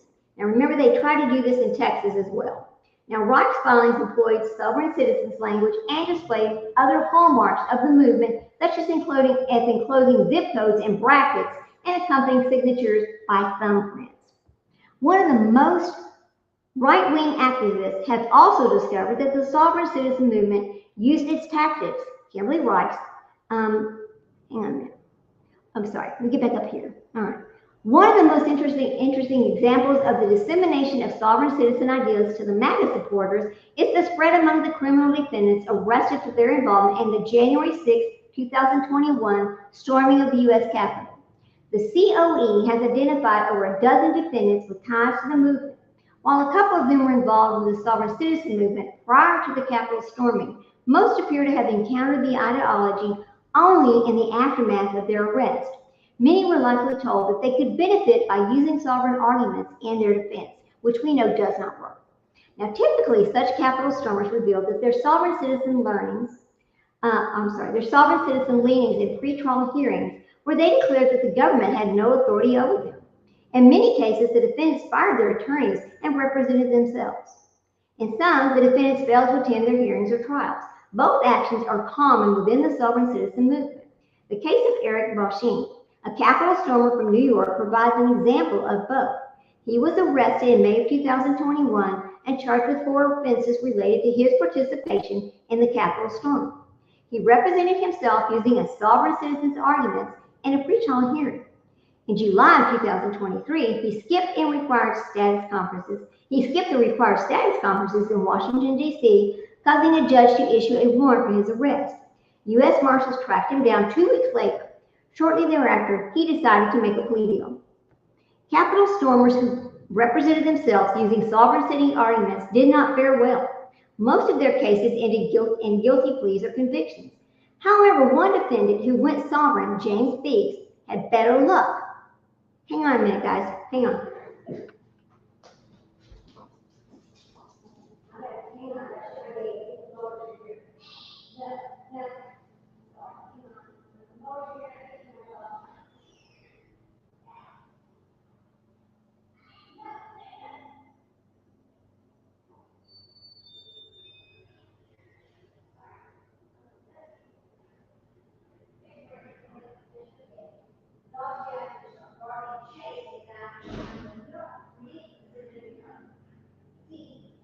Knowing that these people would be involved in these groups after the Capitol, after they stormed the Capitol, is almost kind of crazy, because what did they think was going to happen? Did they think they were going to get away with it? All right, back. All right, guys, sorry about that. Now, however, one defendant who went sovereign, James Beeks, had better luck. Beeks, a Florida oath keeper charged with serious crimes related to the Capitol storming, was acquitted by a federal judge in a stipulated bench trial. The judge ruled there was insufficient evidence to prove that Beeks had been involved with the Oath Keepers conspiracy. Parents and prisoners. Good Lord, these people are wild. The surge of the sovereign citizen movement in the 2020s is not due to just the discovery and exploitation of new audience, but also to an increased spread of sovereign citizen beliefs among some of its more traditional sources of recruits. Two of these sources have proven particularly important in recent years. Parents facing custody issues are battling child protective service agencies and inmates of jails and prisons. This movement is very popular in prison, very popular. For decades, the sovereign citizens movement has exploited angry or fearful parents, from ex-spouses frustrated at having to pay child support to mothers or fathers involved in custody disputes, to parents whose children may have been removed by child protective services. The movement purports to offer solutions for desperate parents to use its sovereign citizen pseudo-legal arguments and tactics. In recent years, sovereign citizens have stepped up their efforts to attract such parents, with some sovereign citizens influencers even specializing in making such promises to parents. In our child protective service cases, notice what they're saying, in our child protective service cases, Promises of Sovereign Citizens website called childrecovery.net, we serve in person the Supreme Court and the Attorney General to get a declaratory judgment and to testify to the lawful enactment and constitutionality of the statutes you are being charged with. Sovereign citizen gurus demonize the courts and government agencies while promising they can win custody battles, retrieve children removed by Child Protective Services, and satanic sex traffickers to make parents even more fearful and angry. Crazy. In January of 2023, Bonnie Strait urged their followers to contact law enforcement in Fayette County, Kentucky to demand their Child Protective Services stand down from any action involving one of Strait's followers or risk being sued in federal court for kidnapping and child trafficking. One disturbing result of this penetration has been the recent spat of incidences in which a sovereign-connected parent who had lost custody of their children have kidnapped them from their legal custodians. In Kentucky, sovereign citizen Neely Petrie Blanchard, for example, who was active with eClaws, a sovereign citizen group that catered to angry parents, allegedly kidnapped her two children from the custody of their grandmother in March of 2020. It is while she was out on bail from this incident that she reportedly murdered Christopher Hallett, her eClaws mentor, as described above, because she had somehow become convinced that Hallett had turned on her and was helping to keep her from her children. You know what? I think I have a pencil over here. I'm going to write this thing down. Let's write this down because we're going to look this up and see if we've got any relation to the Petrie Blanchard family that we know of in Louisiana and the murdering fool, Gypsy Rose Blanchard. All right? Let's take a look. I'm going to write this name down. Yeah, I'm going to little bit of bark because the mowers are here. Hang on a second. So the name of this person is, let me go find this again. Let's see, okay, let's see. Neely Petrie Blanchard. So let's write this down. Neely Petrie. All right. Come on, pen. Here's my pencil. Petrie. Okay, so let's write this down so we can look this up. I'm going to look it up. Petrie Blanchard. Let's see, what Blanchard family is she related to? All right, there we go. Now, okay. Let's get on back down here. Now, other recent sovereign-related kidnappings include Parker, Colorado, December 2019. Cynthia Bafouk, a sovereign citizen and a Q believer with ties to eClaws, plotted to kidnap her son, who had been removed from her care by Colorado officials earlier that year. Now, police arrested her in Montana on a warrant for conspiracy to commit kidnapping. A jury found her guilty of kidnapping and conspiracy charges in August of 2022.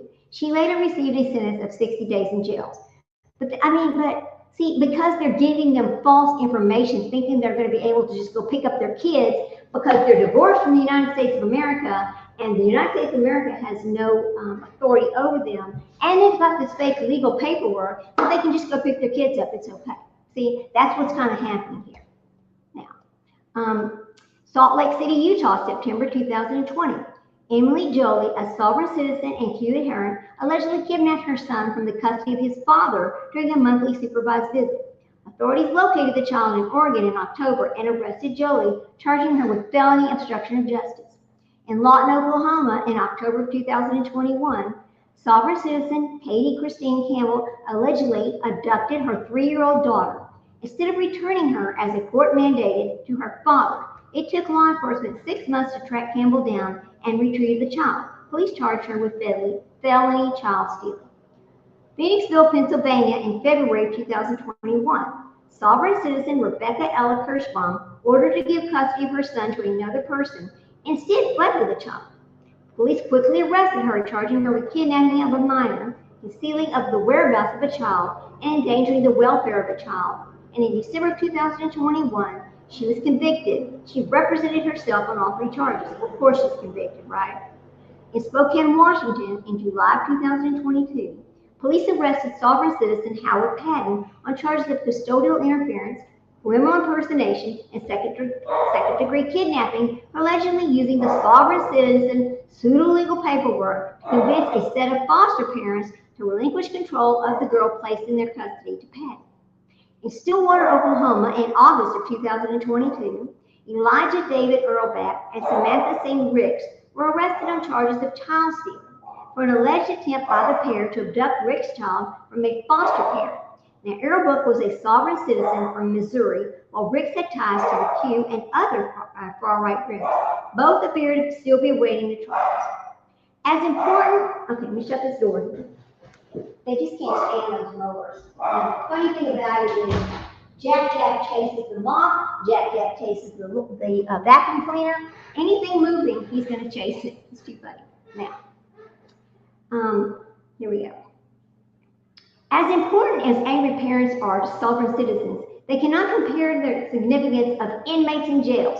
It is worse in jails than any other place, which have become one of the most significant conduits through which sovereign citizens' ideology spreads. The growth of the sovereign city ideology behind bars first became noticeable in the late 1990s, as the surge of the sovereign citizens' activity during those years resulted in many criminal convictions.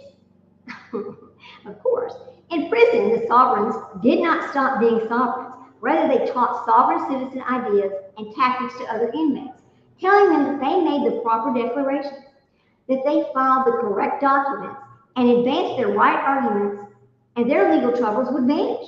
Many inmates found that these promises attractive, and once again, the pseudo-legal nature of the sovereign citizens' arguments and documents convinced many people that they must be legitimate.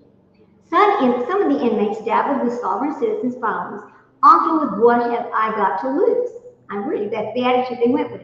While others became true believers, immersing themselves in sovereign citizen ideology and lore. Since then, sovereign citizen ideology has become increasingly common behind bars. It's steadily spreading and making converts. Perhaps the most high-profile convert to the sovereign ideology in recent years has been the former Subway pitchman, Jared Fogle. Now, he was sentenced in 2015 to 188 months in federal prison on child pornography charges. In 2017, with the help of another inmate, Fogle declared himself a sovereign citizen and claimed that the government had no jurisdiction over him. This was the first in a series of filings and lawsuits filed by Fogle or for him by another inmate using the sovereign citizen's argument. Countless other inmates have made similar sovereign arguments.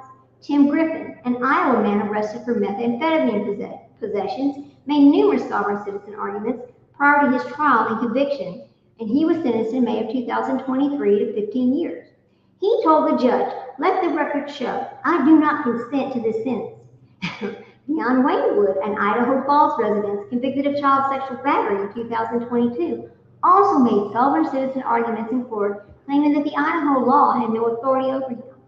A Georgia defendant, Addie Simmons, accused of selling drugs to high school students, similarly asserted that the court had no jurisdiction to try him. However, in 2022, he had a change of heart and just pled guilty.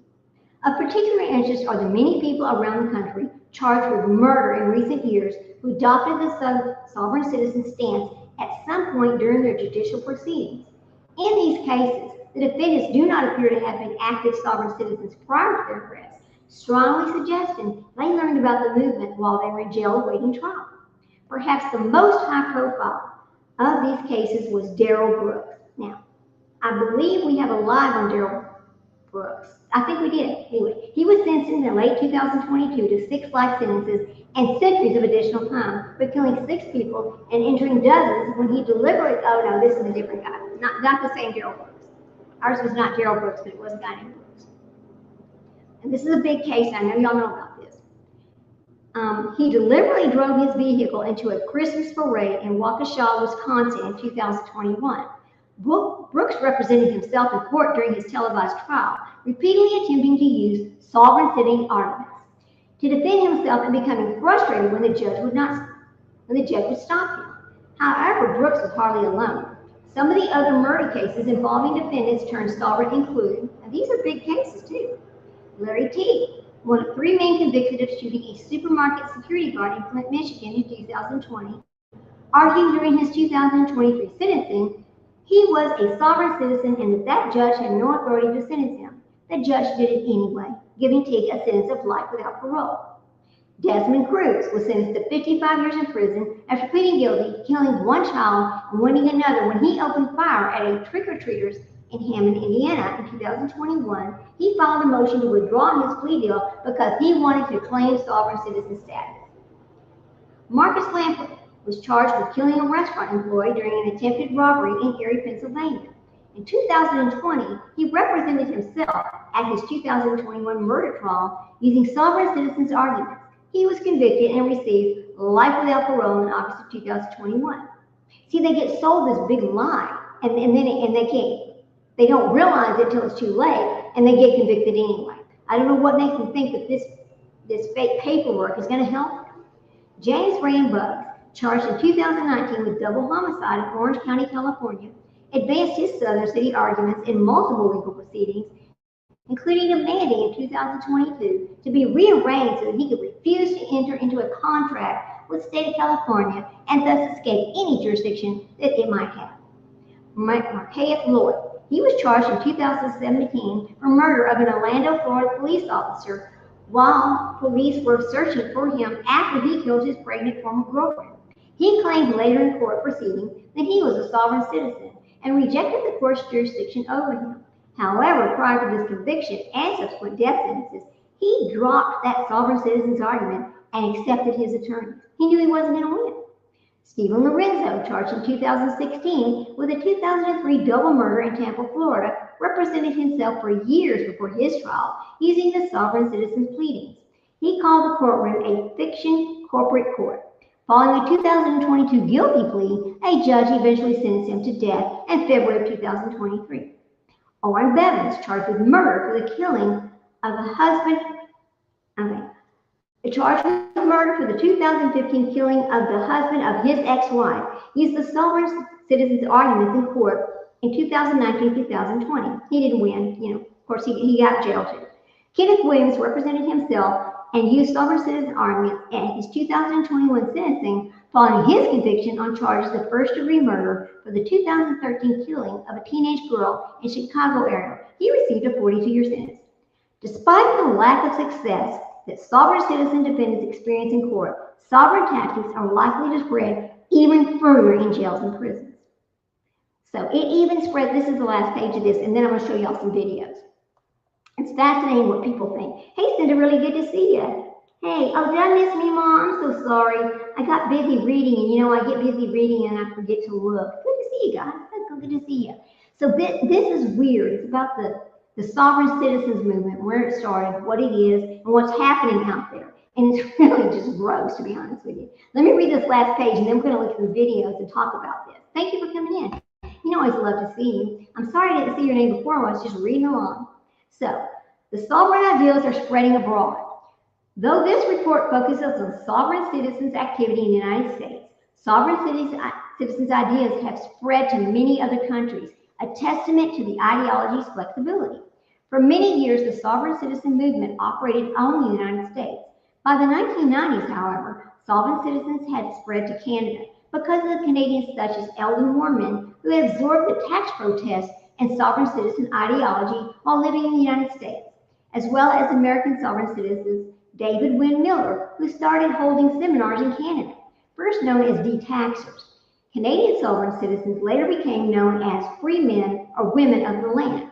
By the mid-2000s, thanks to American sovereign citizen promoters holding these seminars abroad and the influence of the internet, the sovereign citizen movement has gained a foothold in Australia, New Zealand, and the United Kingdom, and Ireland. In subsequent years, the sovereign citizen movement steadily expanded throughout the English-speaking world, including places such as Singapore, South Africa, and Jamaica.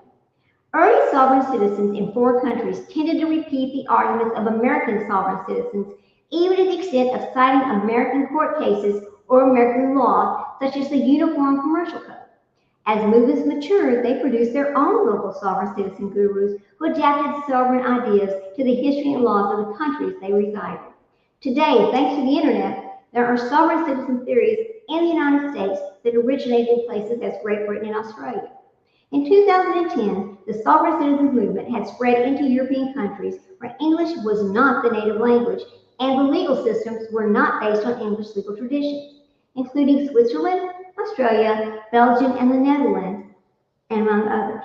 In 2020, the anti-government extremists in the Czech Republic belonged to a group called the Legitimate Creditors of the Czech Republic, claimed that the division of the Czechoslovakia into two countries was invalid and that the Czech Republic was illegitimate. The Czech Republic's Interior Ministry acknowledged in 2023 the attitudes associated with the sovereign citizens movement now have considerable reach. One of the main reasons for this growth of sovereign citizen activity in the Czech Republic, again, was the COVID-19 pandemic.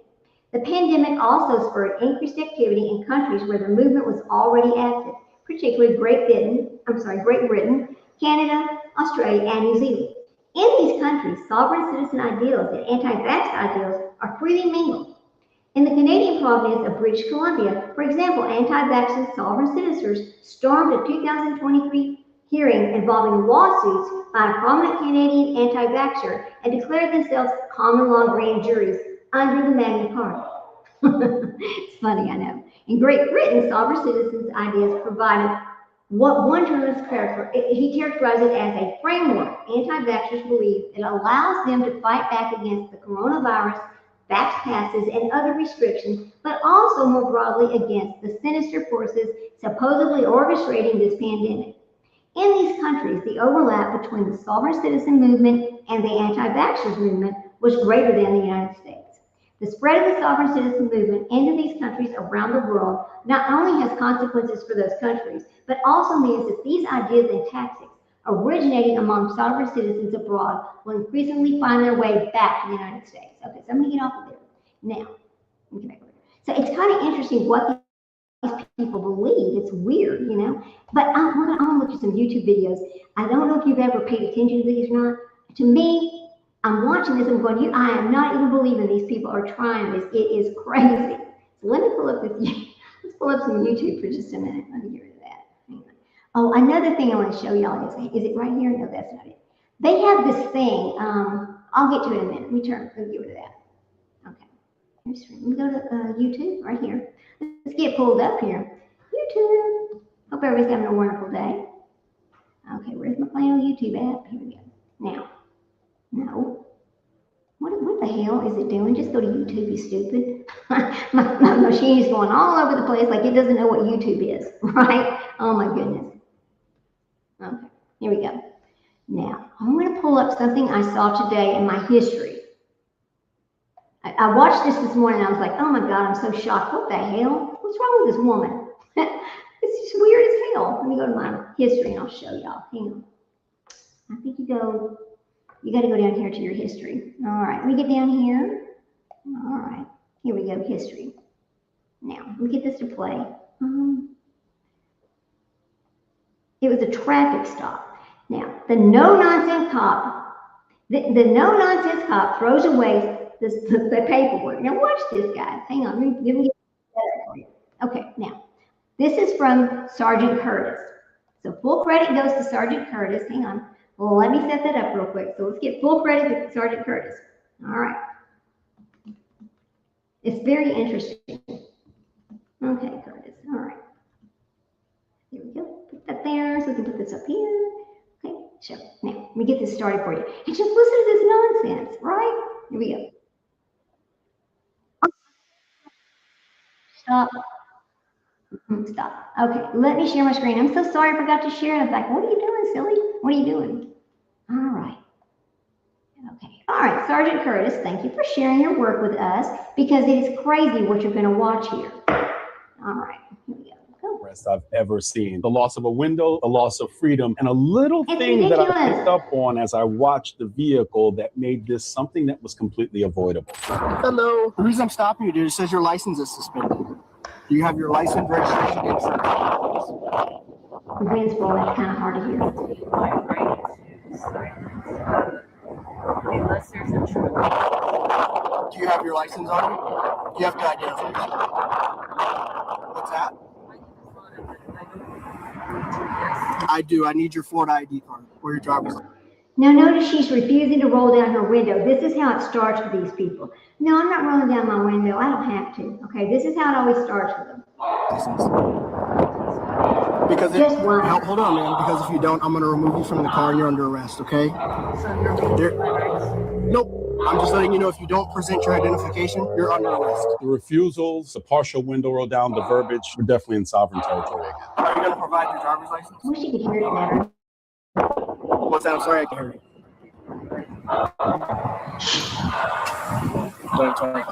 I'm an American.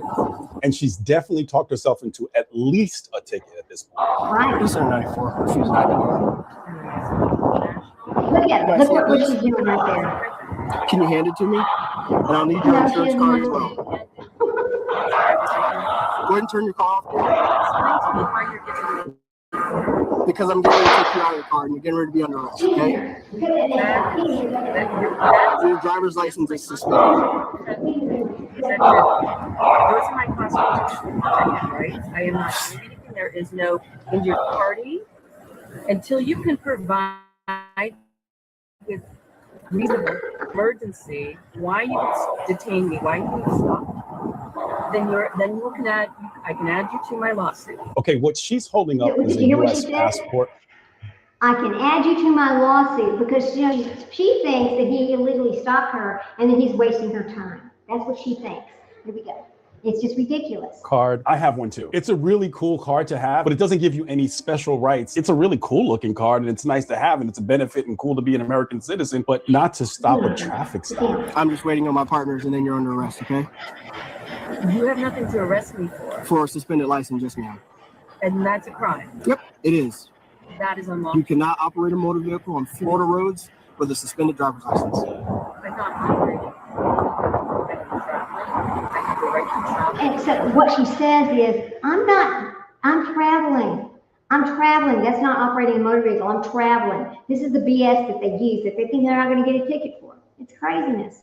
Uninhibited, unencumbered right. Okay. You're violating. You can actually read what you're saying. Okay. All right. I do not waive nor do I give permission for you to violate my rights. All right. So I'm going to ask you to step out. And if you refuse, I'm going to break your window and then I'm going to get you out, okay? You present actual reasonable cause for pulling me over. Grab gloves. You have gloves. Ma'am, here's the deal, okay? Here we go. I'm going to tell you I one don't know more why time. she's doing this If to you do herself. not unlock the door, we're going to break your window and we're going to get you out, okay? Are you understanding what I'm saying? Where is the emergency? You have not. Let me grab my thick gloves.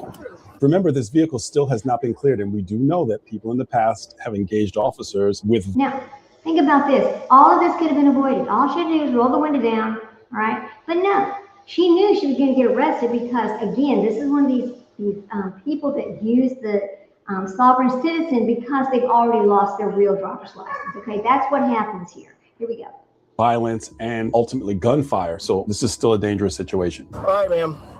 So for the last time, okay? If you don't unlock the window, Okay, I'm going to break what your that window, is right okay? there, she's put her sovereign citizen paperwork up that she believes makes her divorced from the United States of America and that she doesn't have to adhere to our rules. It is crazy. Here we go. I've got it. Hey, Sarge. What? You have No relation to me. You need to read this. What would you do? Those are good. Watch out. Hey, Sarge. Just breaking it. Oh, this thing just is not good, huh? Wow. She's refusing to cooperate with you? She is. She's 1015. DWSR. 1015 DWSR, driving while suspended, revoked. 1015, she's going to jail. Do we have another punch? Yeah. Listen. See, she knows that already, and that's why she's refusing to roll down the window. So I don't know what makes her think sitting there and letting them break her window or presenting this fake-ass paperwork is going to change anything about it. It's ridiculous. You need to step out of the car before your window. You got one? I got the same one as you. The window's going to get broken if you don't step out of the car. Violating my rights. It's because Turn your face. Sergeant shut down. I handed you paperwork. Turn your face. You've been instructed to get out of the car under arrest. Turn your face. Where is Turn your face cause? away. Where is your cause? Turn your face away. Show me. We're not the going to proof. discuss that right now. You're Show going to me do what you're proof told to that do. you have an Listen. emergency and a reason. There it goes. I explained to you to get out of the car. This is a violation of my rights. No. You have violated my right Don't care. to Get due up. process. Stop. Stop. Stop reaching for Stop. something. Stop. You're going to get tased. Are you? Stop. Stop. Stop. Get out. I mean, think about this. All of that because she's driving on a suspended driver's license, and she puts this paperwork up there like it's going to save her. Wow. This is this is unlawful search seizure. This is violating my rights. So I am a threat. No, you don't listen. No, I listen. You don't listen. Do you have anything in your pockets? There's so many of these. So fascinating. It really is. I do not consent. I don't care. Have a seat. Put your foot in. This is a violation of my rights. Thank you. Like the same last name as me. Okay, watch this one. Hang on a minute. These people go into court and they start their mess. And this is going to be courtroom Alice. Now here we go. Yes, I am and I am Harrison Lamont. Hang on a minute. And it's just crazy. There's God Almighty. I wish my dog would quit that barking. They come at the worst times to mow. Okay, courtroom Alice. I believe this is spelled right. There you go. Let's give full credit to courtroom Alice, and we're going to go watch this for a second. And it's just wild. All lowercase letters. And I'm looking for a plea of release today. Will you grant a plea to release? A plea release? I'm looking for a plea of release. Are you stating that there's no offer of equity in this matter? I don't have time for this.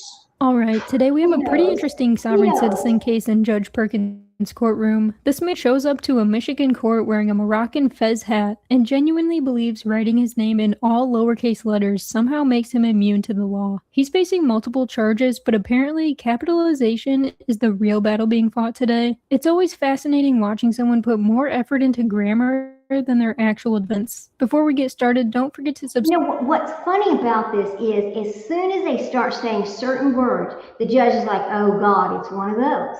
They just know. All right. Subscribe to the channel if you haven't already. Get past that. Lamont Harrison Lemon, the second. That's the gentleman with the fez hat on. Headgear on. Can you unmute yourself, please, sir? Is he connected to audio? It appears.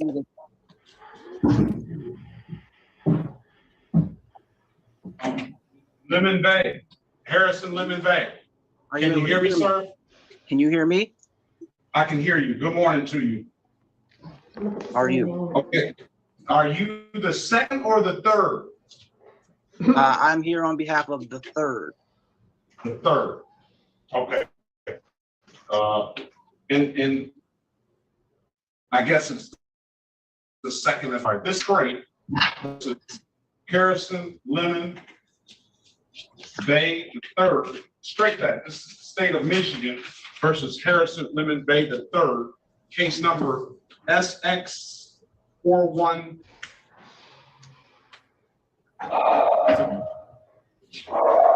419-5968. Counts 1 and counts 3. Appearance for the record, please. Elwood S. Berry Jr. on behalf of the defendant. State your full name, sir. Your Honor, I think he's representing himself. Your Honor, Yeah. All right. And add count 3 to that. Add count 3 to that record as well. And let me stop for just a minute. I need to shut that door. To that, one to that record. Oh my God. But I don't know why this is a complete waste of the court's time. When they go in there and they start this mess, and the judge has to go all through it with making them stop and actually state their real name and state their real address. It's just a complete waste of time when they do this mess. It's ridiculous. Here we go. Let me shut that door. Well, so count 1, 2, and 3. Let me have that other. Let me get to where he starts saying, hey, I'm not really that all person. lowercase letters. What does that mean? it means that the name is to be spelled with all lowercase letters, not all capital letters, not part capital and lowercase, strictly all lowercase. So today is the date and time set for a pre-trial in the matter. How do you want to proceed, sir? I know you filed some documents with the court. And I did have those up in my chambers. But how do you want to proceed? Your Honor, I'm the surety on behalf of the principal debtor, Strawman Lamont III. I've given the court notice weeks in advance. I'm here to tender a special deposit to the court and make clerk fiduciary, the prosecutor, as well. And I'm looking for a plea of release today. Will you grant a plea to release? No. Did you hear all that verbiage? This is exactly what they're talking about when it's like all this,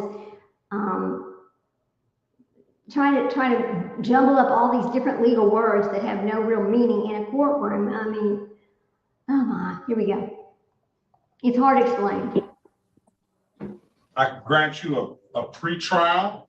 I can grant you the opportunity to speak with the city attorney, or I can grant you a trial date. By judge or by jury. Yeah. What would you like to do, Mr. Lemon Bay? Well, do you mind if I ask a couple of questions? Just want to make sure that I'm comprehending it. Oh, as you gave the name, I heard you mention a few different names. I heard you mention Harrison Lamont Bay III, and then a Harrison Lamont II, and various different names. I just want to make sure that I'm clear on who or what it is that we're here to discuss, because I don't want to speak on behalf of It doesn't have an error. It doesn't have an error. It appears to be an error on the computer here. So entry date, one of the counts was entered into as one count was entered into as Harris Lemon III. The other count was Harris Lemon II. Sovereign citizen. Punishable by maximum possible penalty, 90 to 20 miles an hour over the speed limit. Okay. So those are the nature of charges. I'm going to offer you an opportunity to mitigate this by taking the better driver's course, sir. Yeah, this guy clearly walked into court thinking he discovered a legal cheat code from a Facebook post in 2012. Judge Perkins absolutely shuts down the sovereign citizen script by refusing to entertain any of the nonsense. The lowercase name argument might work in his imagination, but it definitely doesn't work in an actual courtroom. You can almost see the realization hit him that Judge Perkins has heard every variation of this before, and of course, the judge offers him a better driver's course, which is hilarious because sovereign citizens always claim they don't drive, they travel. It's amazing how quickly the I'm not subject to your laws argument disappears when there's a chance to reduce penalties. Reality tends to be undefeated in these courtroom battles. I'm going to put that in the chat if you choose to, and I can give you time to do that. If not, you can set it for a trial date. Whatever Let me get a real juicy one where actually they get into it about why are you calling yourself that? You're not really a sovereign. Anyway, it's kind of funny. All right. This one is from 7 years ago, and it's called Sovereign Citizen Encounter. Actually, let's do this one. Law and Crime Network, and it's a sovereign citizen face-off. Here we go. Get out of the car. Sovereign citizen? This is by which the law, you write your tickets. You have a ticket, you want to know the code, it's from the NRS. Okay, I'm very, very sorry you feel that way. This white car right here, we're going to pull over for speeding 87.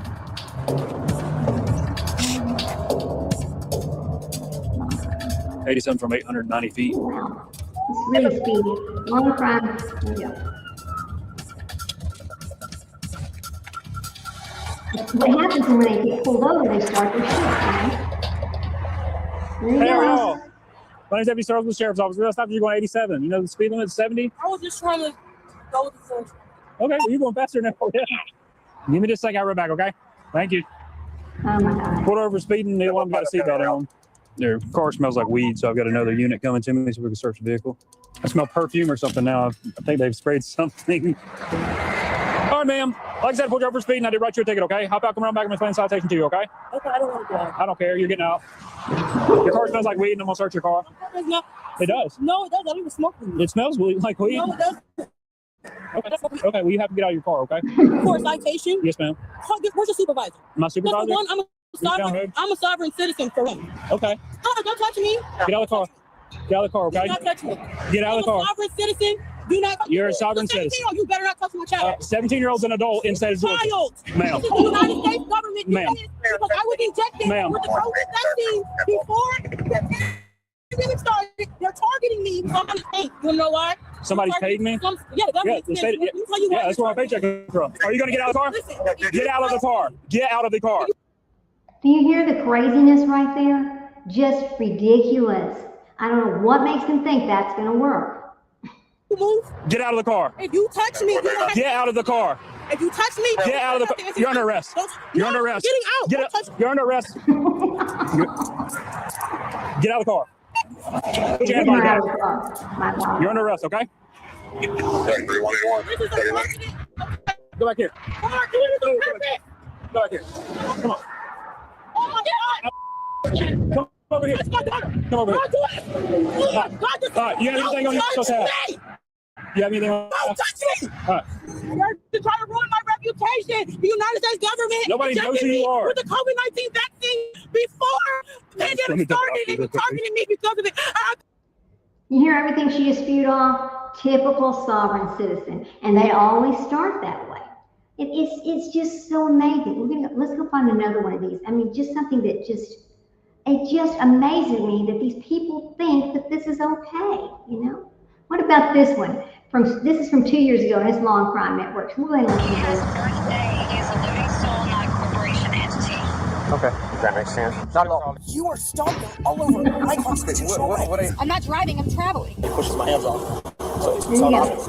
In the U.S. judicial system, it's said that no one's above the law, but some people think they don't have to follow the rules. We're taking a closer look at 6 times sovereign citizens were arrested on police body camera. Welcome to After Hours, presented by Law and Crime. I'm Sam Goldberg. First, let's talk right into it. No, don't move in. Okay? You're being confrontational. You have a firearm. We're not going to play that game. I'm going to name, date of birth, and I'm going to continue my traffic stop. You understand that?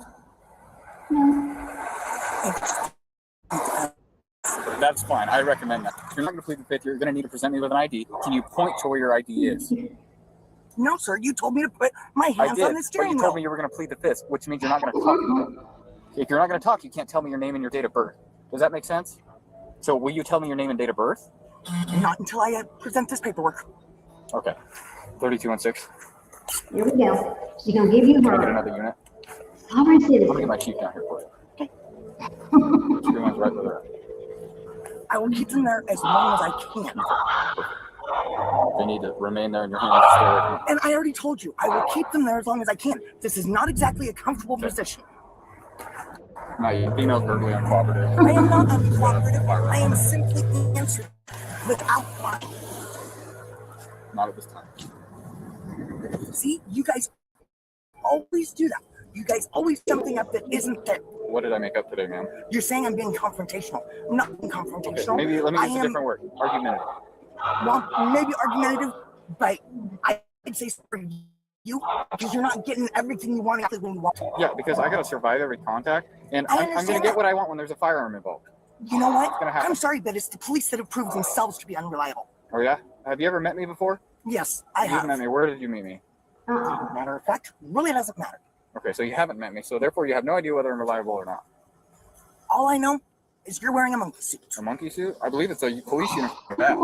Let's get on over here where she actually tries to give him this paperwork. Hang on a second, guys. If you'd have pushed the release. Okay. That's all I was trying to say. Before that, I was giving you a lawful order, and you were refusing to obey that. Personal feeling that you didn't prefer it that way. But there's times during a traffic stop or an interaction with police where you have to set your personal opinion.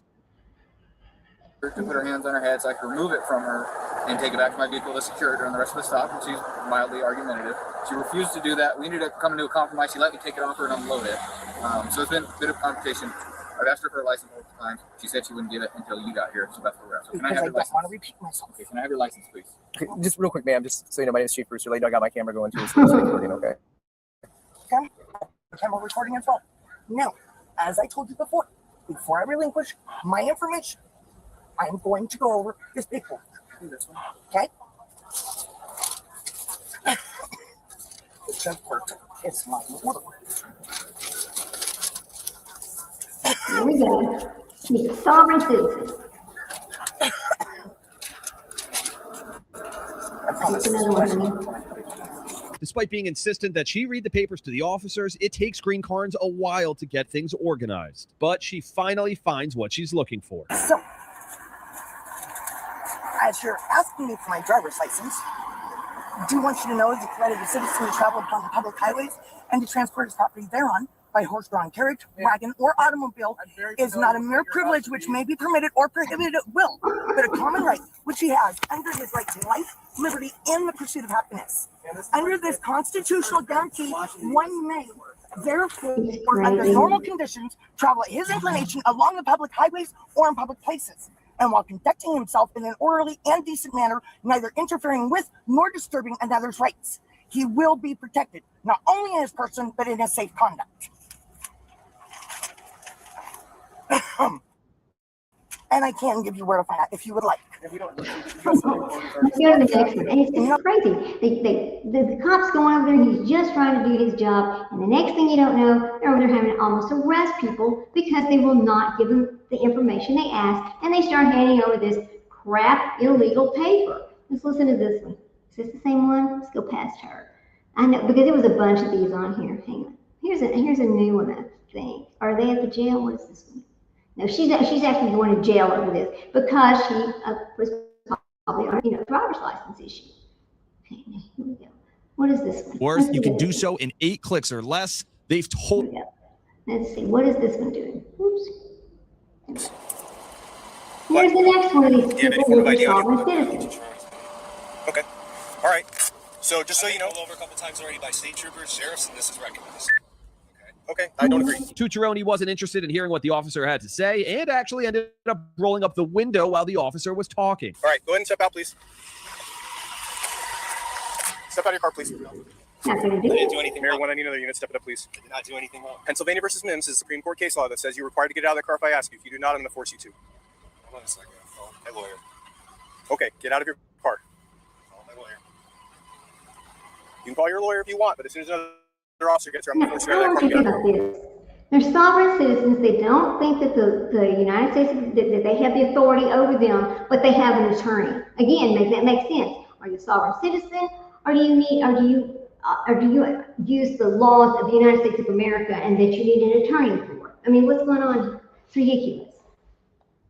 I don't need to be under arrest. I didn't do anything wrong. You're being detained right now. And Pennsylvania versus Mims is the United States Supreme Court case law. You're being detained. Why?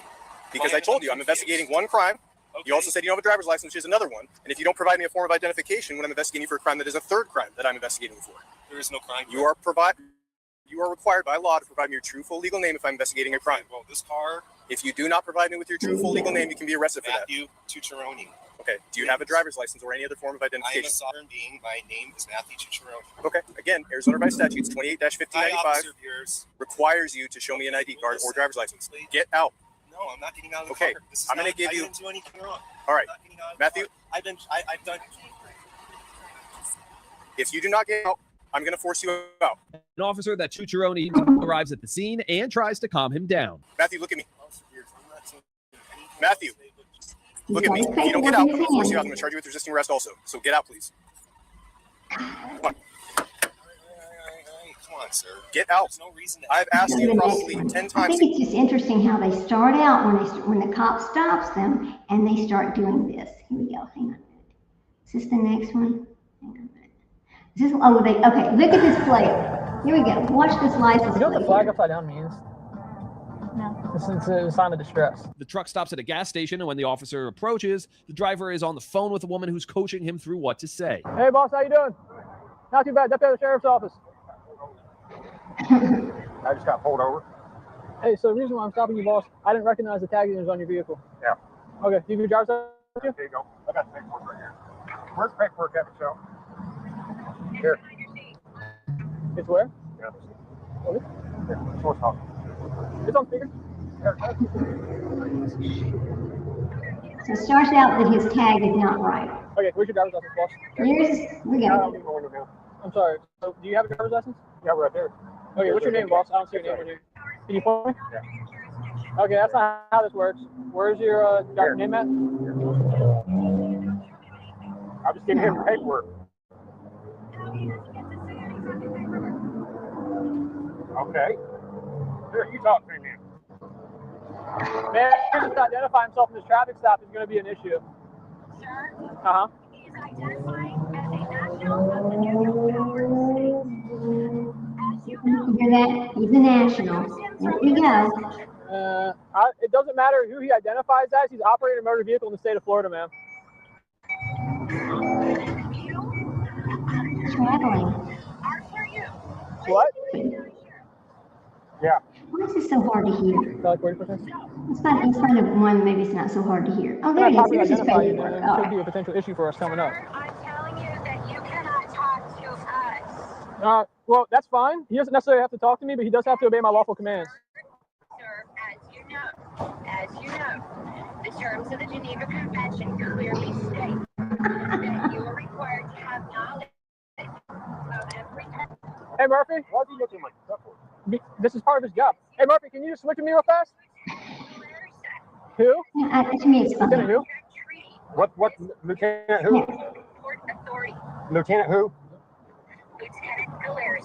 I think you've been trying to say Galarza. Yeah. All right, hold on here. I just gotta look at something real fast. The deputy double checks the status of the truck, then returns to give the bad news. That's going to be negative. Comes back on a blue 2012 Ford, registered to a Lower Lynn, the Bombay, out of Lake Helen, expired back in 2022. All right, sir. This is kind of where we're at. So I checked the. Hang on, Michelle. Hang on, Michelle. Michelle, hang on. Let me ask you a question. How many times have you ever been pulled over? You saw anybody pulled over, and the cop's talking to somebody on the phone, not the person they pulled over. Now, this is what's ridiculous about this right here. What a waste of this cop's time and everybody else's time. Craziness. So this is kind of where we're at. So I checked the VIN. The car is currently looks like it's unregistered.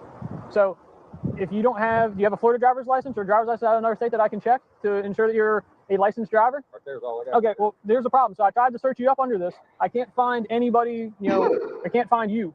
So if I can't verify that you have a valid driver's license, then how am I supposed to let you drive off? She's coming. No, that's not gonna change it. He's saying I gotta have a valid driver's license. To operate a motor vehicle in the state of Florida, yes, sir. Okay, you're at Catalina and Howland. Yeah. Okay, sir. It's a simple question. Do you have a valid driver's license? Right there's all. Okay. Ask him that because he's not required to Your middle name? Well, because he's got it right here. He's got the paperwork in his hand. All we're trying to do is just identify it, that's it, and then send you on your way. Is that your last name? Okay. Is your ID through Florida? What state is it from? I'm right here. Yeah. What state is it from? She's coming. That's fine. What state is your ID from? I don't have an ID. I surrendered my ID, my birth certificate, and everything. When you used to have an ID, what state was it from? Here we go. He surrendered his ID, birth certificate, everything, because he divorced the United States of America. Jesus Christ. He's no longer in a contract with the United States of America. This is wild. Colorado. Colorado? Okay. What's that? They won't arrest her because it's fine. Here she is. She's right there. That's fine. I don't need her actually. This She's is not gonna come over ridiculous. here. What is your date of birth? It's right there. Everything's right there. No, not everything is right here. He has a birthday. He is a living soul, not a corporation entity. Okay. Does that make sense? Not at all. I know. Yes, sir. Hop on out. I'm not. Why do I need to get out of the car? Have I done something wrong? Wait, whoa. Before you drag me out of the car, what have I done? Hop out of the car. Have I done something wrong? You're failing to identify yourself. That's not a misdemeanor. It's not a law. Hey, don't get in my car. What are you guys doing? What? Here we go. Get out. Don't get me out of the car. All could have been avoided if he would just given his name. But see, since he divorced the United States of America, he thinks he doesn't have to. All right, here, let's go to the next one and see what happens here. Who is this? Let's see who this one is. Okay, here's a good one right here. Let's watch for a minute. Here we go. Let's see what her story is. Let's go. We're headed to Gulf Breeze, Florida. It's January of 2022, around 2 in the morning. And from the I'm moment pretty sure she's Smith rolls drinking. down her window, she's hostile. Young lady, Officer Banks, Gulf Breeze Police Department. I'm pulling you over. You're doing 54 and a 35. Any reason for that speed tonight? Where's the 35? Before you got off the bridge, and as soon as you came off the bridge, all this is 35. I was going 40, I thought. No. You got your license, registration, proof of insurance. You don't have to have a license to drive a car. Yes, you do. You do not? 15-7, 41 with me. Ma'am, step out the vehicle. Step out the vehicle. Am I Yeah, you are being detained right now. Step out the vehicle, young lady. I know my rights. If you step out the vehicle, I will remove you from the vehicle. I know my rights. 15-7, sovereign supervisor. She knows the right. Okay, baby, get down. Get down. You need to get a supervisor. No, you need to step out the vehicle. Right? Young lady, step out the vehicle. Step out the vehicle. Last time I'm going to ask you. I'm going to ask, and then I'm going to make you step out the You're vehicle. going to get me a supervisor out here right now. No, you're going to step out the vehicle right now. You are going to get me a supervisor out here right now. That's fine. I know my rights. See, they're above the law. I do not have to have a driver's license to drive a car. I'm not. This is not a commercial vehicle. Okay. I know my rights. Okay. Very well. That's what you want to stick with? Call the supervisor. Okay. Right now. All right. Right now. Or else what? I know my rights. If I don't call supervisor, or else what? I guess we're not going to get. Okay. Just hold it for me. You're going to give me. You need to get Now, here is the question. What is a supervisor going to do different than this police officer right here, where she starts rattling off the same old garbage to the supervisor about her being a sovereign citizen, and she's just traveling, right? She isn't required to have a driver's license, right? Oh my God. Educate you on what the law is. Okay. He could educate me on what the law is. He's gonna educate So you me. have an ID? You have a driver's license? No, I don't have a driver's license. Okay. Do you have one issued to you? In Mississippi. So why would you need a driver's license to drive on the road if you don't need a license? That was years ago. Oh, so what year is this? What year was the ID issued? You hope it is? I really do. Yes, I do. Okay. What is your name, Madam? I already told you my name. It's Officer Banks, I It's Officer Banks. Are you failing to? Are you failing to give me your driver's I license? don't have to give you a driver's license to drive a car. This is not a commercial vehicle. Okay. I'm not driving. I'm traveling. Okay. I have all the laws back here. Okay. So you're not going to give me a driver's license? I'm not going to give you a driver's license. I don't have to give you a driver's license. Okay. I'm traveling. I don't have a driver's license to drive a vehicle. Okay. And what state is that? Any state. It's common law, natural law, Okay. constitutional law. Okay. You need to get a supervisor out here. I do? Yeah. Okay.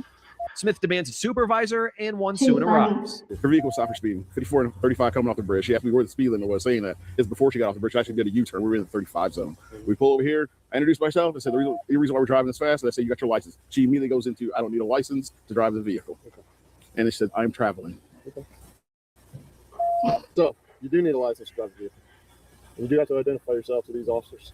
I do not have to have a license to drive a vehicle. Yes, you do. I do not. Well, you're wrong, but okay. I know law, natural I don't law, care about common law. constitutional You're in the state of Florida. Okay. Common law, natural law. Really, people? I mean, I don't know why they think this is going to work. Jeez. I can't help but laugh at these people. But see, they're very serious. They believe exactly what they're saying. But I can't help but laugh at them because to me, it's the most ridiculous thing I've ever heard. You're in the state of Florida. You're in the state of Florida. It doesn't matter in what state It does I'm in. matter. I'm in the U.S. It does matter. So you better hope the information you gave us comes back as to being you. So at this point in time, I need you to shut the vehicle off and step out of the car. I'm not getting out of the vehicle. You're going to get out of the car. I haven't been suspected of a crime. You are being legally stopped on a traffic stop. You are not being cooperative. It is not a Terry stop. What Trust me, crime? I know you're speeding. Turn the vehicle off and get out of the car. Out of the car now. Undo the seatbelt. Turn the vehicle off. Turn it off now. Get that paperwork. Put all that down. Step out, turn around, face away from me. Turn around. I do not have to have a driver's license to drive a vehicle. Yes, you do. No, I do not. Well, then you can tell that to the judge if you end up going to jail. I do not have to have a driver's license to drive a vehicle. I have all the laws right there. I don't Back care of my what I car. don't care what laws you say you I have. know that you don't care because you're Then supposed to be a police then officer, you a know peace that officer. you should know that this conversation's over. Right. You don't care about the laws. You don't care about our rights. I live right down there. Where's your ID out of, or your license out of? Mississippi. I just thought you didn't. This is ridiculous. It's not ridiculous. We're not going to play any of these games with you tonight. It's not a game. This is my rights as a, It's not as a your rights. citizen. It's not your rights. Yes, it is. No, it's not. You're in the state of Florida. The state of Florida requires you to have a driver's license to operate. Let's go to the next one. Let's see. What does the next one do? Oh my God, these people are just wild. Okay, let's see. So she goes on, and she's still in the cop car. Let's move on to the next one and see. Okay, here, I think she got arrested. Okay, here's the next one. Here we go. Here we go. Nice. Let's go. You ran through that red light. Oh, I did. You did, yes, sir. It wasn't yellow? No, sir. It was solid red. Yes. Do you have your license, insurance? No, and registration? actually, we're not going to do that. So, Sorry? I don't know how to explain this to you, but I don't need to give you any identification. Okay. Yes, you do. I'm requesting for your driver's license. Okay. So we're not doing this. Okay. I'm requesting for your driver's license. For what? What crime was committed? Because I'm conducting a traffic enforcement. What crime was committed? You broke a traffic enforcement. You ran through a red light. That's for CDL. I don't know. I'm sorry? Okay. I'll let you go. I'm not stepping out of vehicle. That's not happening. That's not happening. Sir? That's not happening. Take your hands off of me. Step out from me. I'm not stepping out. I got a dog here too. Call for backup, bro. right, step out. I'm not getting out. You're not telling me what I'm doing. Sir, No, you damn straight we're not. We're not doing this. Get your hands off of me. Step Get out. your hands off of me. I'm telling you one more time. Step Who do you think Step you are? out. Don't do that with the dogs here. Okay, then don't do Who do you think you are? Well, she's a police officer and she's lawfully stopped you, and you're going to start your bullshit sovereign citizen. Here we go. Do it. Don't do this. Don't do it with the dogs. Step out. Don't do it with the dogs here. What does the dog have to do with it? What are you doing? Get the out of the car. Get the out of the car. Get the out of the car. What are you doing? Out of the car. Uh-oh. Get your hands back. Now the dog's upset.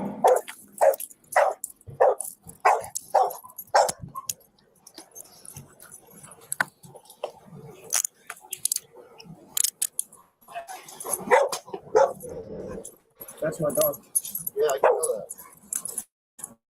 Now the dog's going to have to go to the pound because of him. The man's dog gets out of the car, clearly concerned. So deputies make sure he's safe in the car as they take Melanson into custody. I can't believe that. I can't believe you just punched me in the face. You're 100% right. I did. You pushed my hand off the freaking. Stand up. Uh-oh. Stand up. She's funny. You know what? Let's go. There's this one that I saw today, and I was like, good God, she's good. She's good. Oh, here we go. Not this one. Hang on a second. Okay, the worst sovereign citizen ever. Look right here. And this is from Top Generality. Okay, Why are you cuffing me? What the are you doing? What are you doing, bro? What the? Let me put full credit in Top Generality. Here we go. Unbuckled. Step out of the vehicle. Step out of the vehicle. Get away from me. Not everyone agrees with the law, but these folks decided to test it in the worst way possible. These sovereign citizens push things to another level, and it's all caught on body cam. Sovereign biker tries to argue about the law with no-nonsense cops. On July 30th, 2024, officers on patrol encountered a motorcycle rider. I just want to see the License, your registration, and your proof of insurance, or you're going to go into handcuffs, and you're going to go to jail. You know that's illegal? It is not. It actually is. It actually is. Can you call your supervisor? Call your supervisor down there. Now, you notice the one thing they all say, call a supervisor, call a supervisor. Like that's going to change anything about the damn law. It's not. Silly. Don't call your supervisor down there. Nope. I know my law. You don't want to give me your stuff? You cannot touch me. Okay. No, you cannot touch Your stuff. Call your supervisor. Why are you cuffing me? What the are you doing? What are you doing to me, bro? I've had neck surgery. I don't care, dude. What the are you doing? Oh my God, bro. Oh my God. Call Mayor Diesel and call your supervisor right now. You are 100% absolutely wrong for what you just did to me. I'm going to file suit. You can slow everybody down. I'm going to file suit. Call your supervisor. Call your supervisor. You just committed a crime, a felony. Okay. The suspect refuses to cooperate and instead tries to flip the situation on the officer. Unbelievable. You threw me. I've had neck surgery. Yep. Well, you shouldn't have been resisting me. I didn't resist you. I asked you why you stopped me. Now I'm going to sue this. Okay. Good luck. No, I Yeah, wouldn't. he's going to sue them and place liens on their home from that fee sheet that I'm going to show you in just a minute. Here we go. You'll win. It's $100,000 for every violation. You are touching me without your supervisor Okay, you hear present. that? Yeah, because I'm doing my job. $100,000 for every violation. You are touching me without your supervisor. So he's going to go to his fee sheet and he's going to file this frivolous lawsuit. It's not your job. You're actually violating my rights. No, I'm not. And on top of that, I'm Native American. Okay. Yeah, you're not even allowed to touch me, bro. That's not how it works. You're a commercial entity. You're not even a freaking part of the land, dude. You're a commercial entity. Okay. You need to call your supervisor. You cannot. That's funny. You cannot treat me like this. That's fine. I know all the biker cops and everybody, bro. You are so. Oh my God. That's funny because I'm one of them. Yeah. Okay. Well, I'm glad that you can freaking treat me like that. Well, you resist me, and that's how we're I going to play games, didn't buddy. resist you. Yeah, you did. I asked you why you stopped me, and you said you weren't going to tell me. I did not. And then you said, "I'm going to give me your driver's license." I said, "Why did you pull me over?" And you threw me off my bike. Oh my God. Of course he did. You pulled away from me. I did. I pulled away from you. Let me see if I can find the one with the fee sheet because that is the funniest one. Hang on. I can't stay on much longer, but anyway.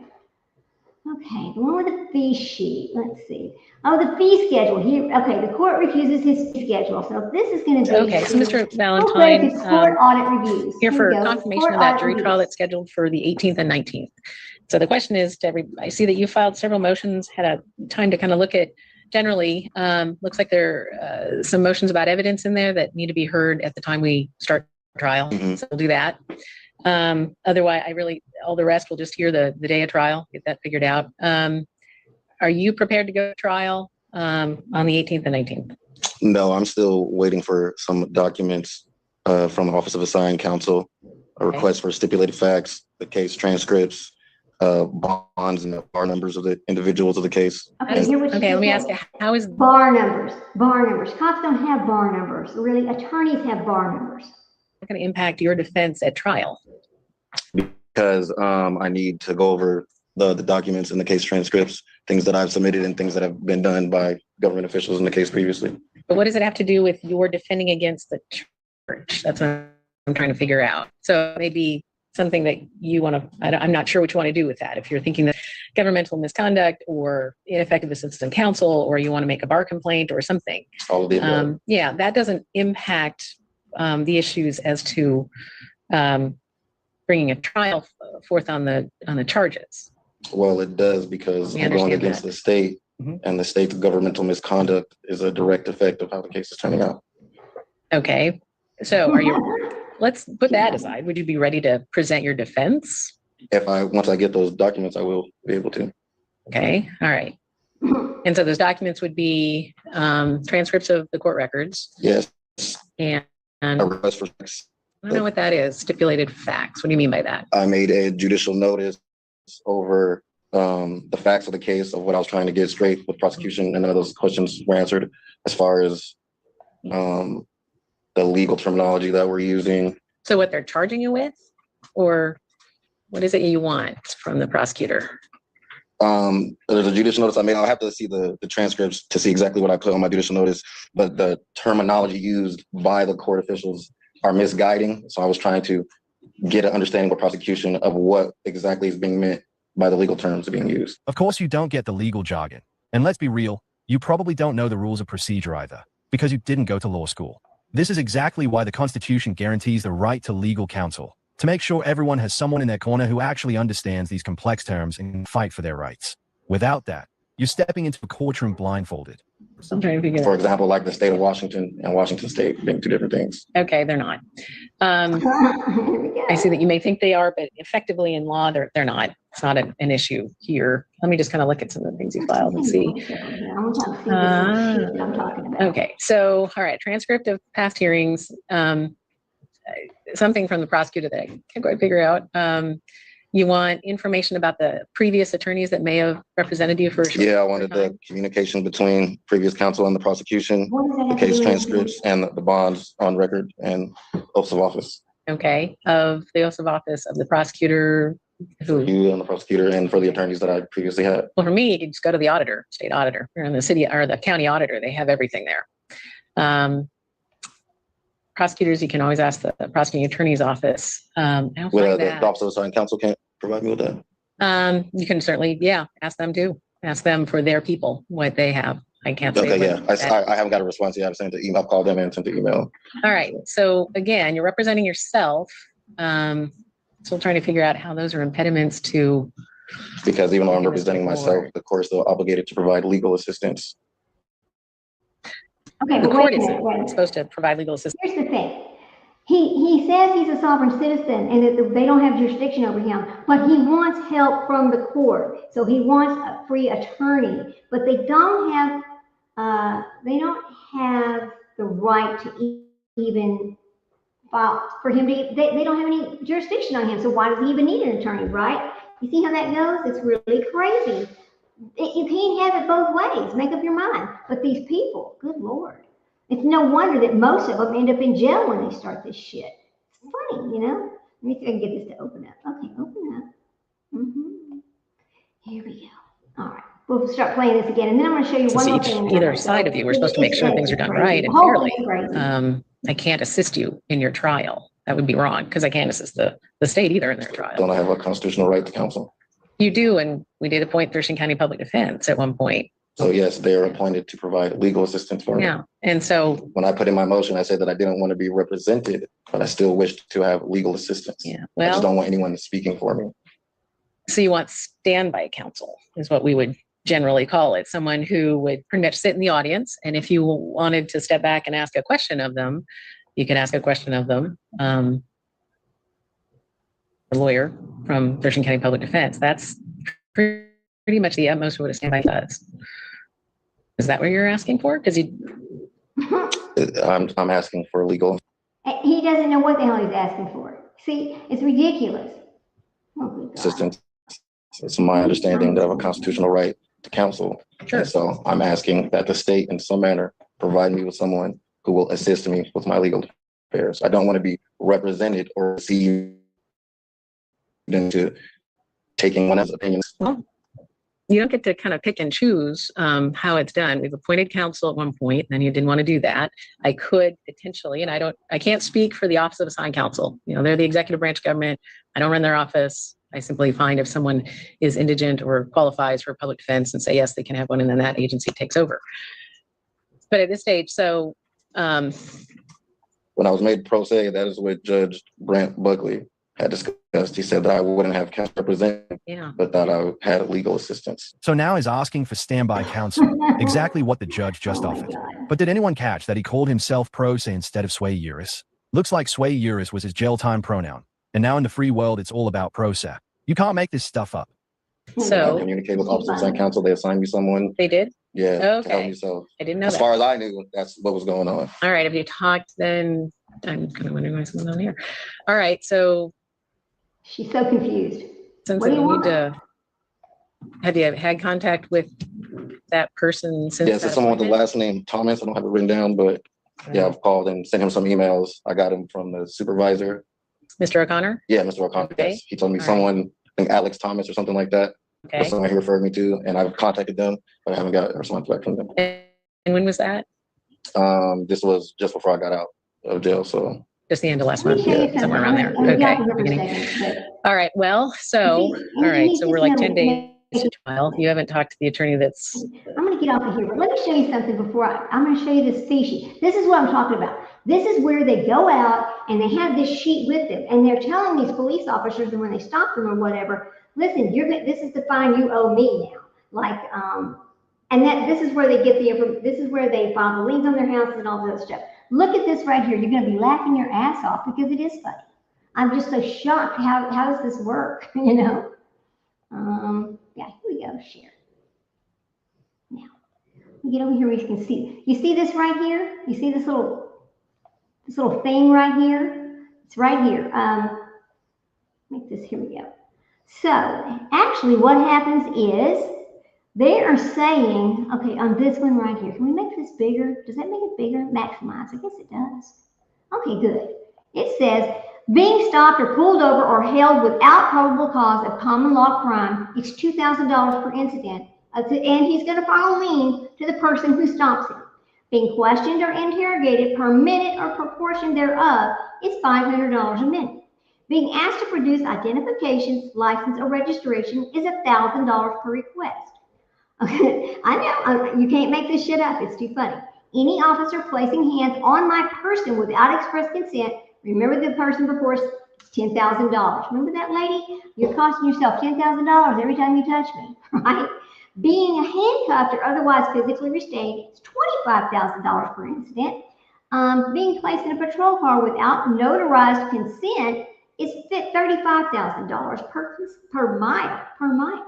Being booked or processed or fingerprinted is $100,000 per incident. Being held or detained in any jail, holding, or detention is $50,000 per hour or portion thereof. Any search of my private conveyance or personal effects is $20,000 per search. And any use of my copyrighted name in all caps, corporate or fiction, is $1 million per written use. Any judge issuing or ordering against my natural person without jurisdiction is $500,000 per order. Any prosecutor filing charges against my natural person is $500,000 per charge. Any government agent filing tax liens or levy on my private property is $1 million per incident. Forced vaccination, medical procedures, a blood draw without consent is $5 million per incident. Any use of my likeness, image, or voice without consent is $250,000 per incident. Any attempt to enforce a statute, code, or ordinance against my natural person is $10,000 per citation, for each citation. Appearing before a court of admiral or maritime jurisdiction without consent is $500,000 per appearance. The total failure to honor this fee schedule and rebut within 10 days is a $10 million flat fee, commercial lien to follow. Now, this is what they were talking about when I was reading that long 27-page document. They file these liens against these people, their property, their persons, okay? Because you did everything they said is against their person, right? So they're going to charge you a fee. It is ridiculous. So this is what they say. Jurisdictional and legal basis for this fee schedule. It's the Uniform Commercial Code. All government interactions with a sovereign are commercial in nature by engaging with this living man or woman. All agents operate under commercial law and are bound by contract. Common law right of contract. A fee schedule, once tendered and not rebutted, constitutes a binding private agreement between the sovereign party and the government agent in their private personal capacity. The UCC 1-308, which was formerly 1-207, without prejudice. All signatures on any government form are made under explicit reservation of rights. No waiver of rights is implied. Notary protest and commercial lien authority. Pursuant to the UCC Article 9, any unpaid fees under this schedule shall be perfected as a commercial lien against the offending agent's personal property, filed with the Secretary of the State of the relevant state. Right there, they're telling you when they talk about this fee schedule, hey, when you don't pay me, when you went against, you violated me here, and you don't pay me for this, I'm filing this lien. They're giving you a warning right here. Okay? Universal adoption of the UCC. The Uniform Commercial Code was adopted by all 50 states and supersedes constitutional statutory authority in commercial matters when a sovereign has opted out of the federal commercial system. Internal Revenue Code. Income derived from sources within the United States does not apply to a non-resident, non-domestic sovereign living man or woman. The Senate document number 43 in the 73rd Congress, the first session, this is from 1933. All property of the American people belongs to the government and all citizens are subjects, from which this living man or woman has removed himself or herself by this public notice. Remember, they divorced the United States of America. Now, see, this document, this is what they take this document right here and they get it notarized and they act as if this makes it real. This makes it legal. Okay, I can do this now because this made it legal, right? So it says, section notice of enforcement.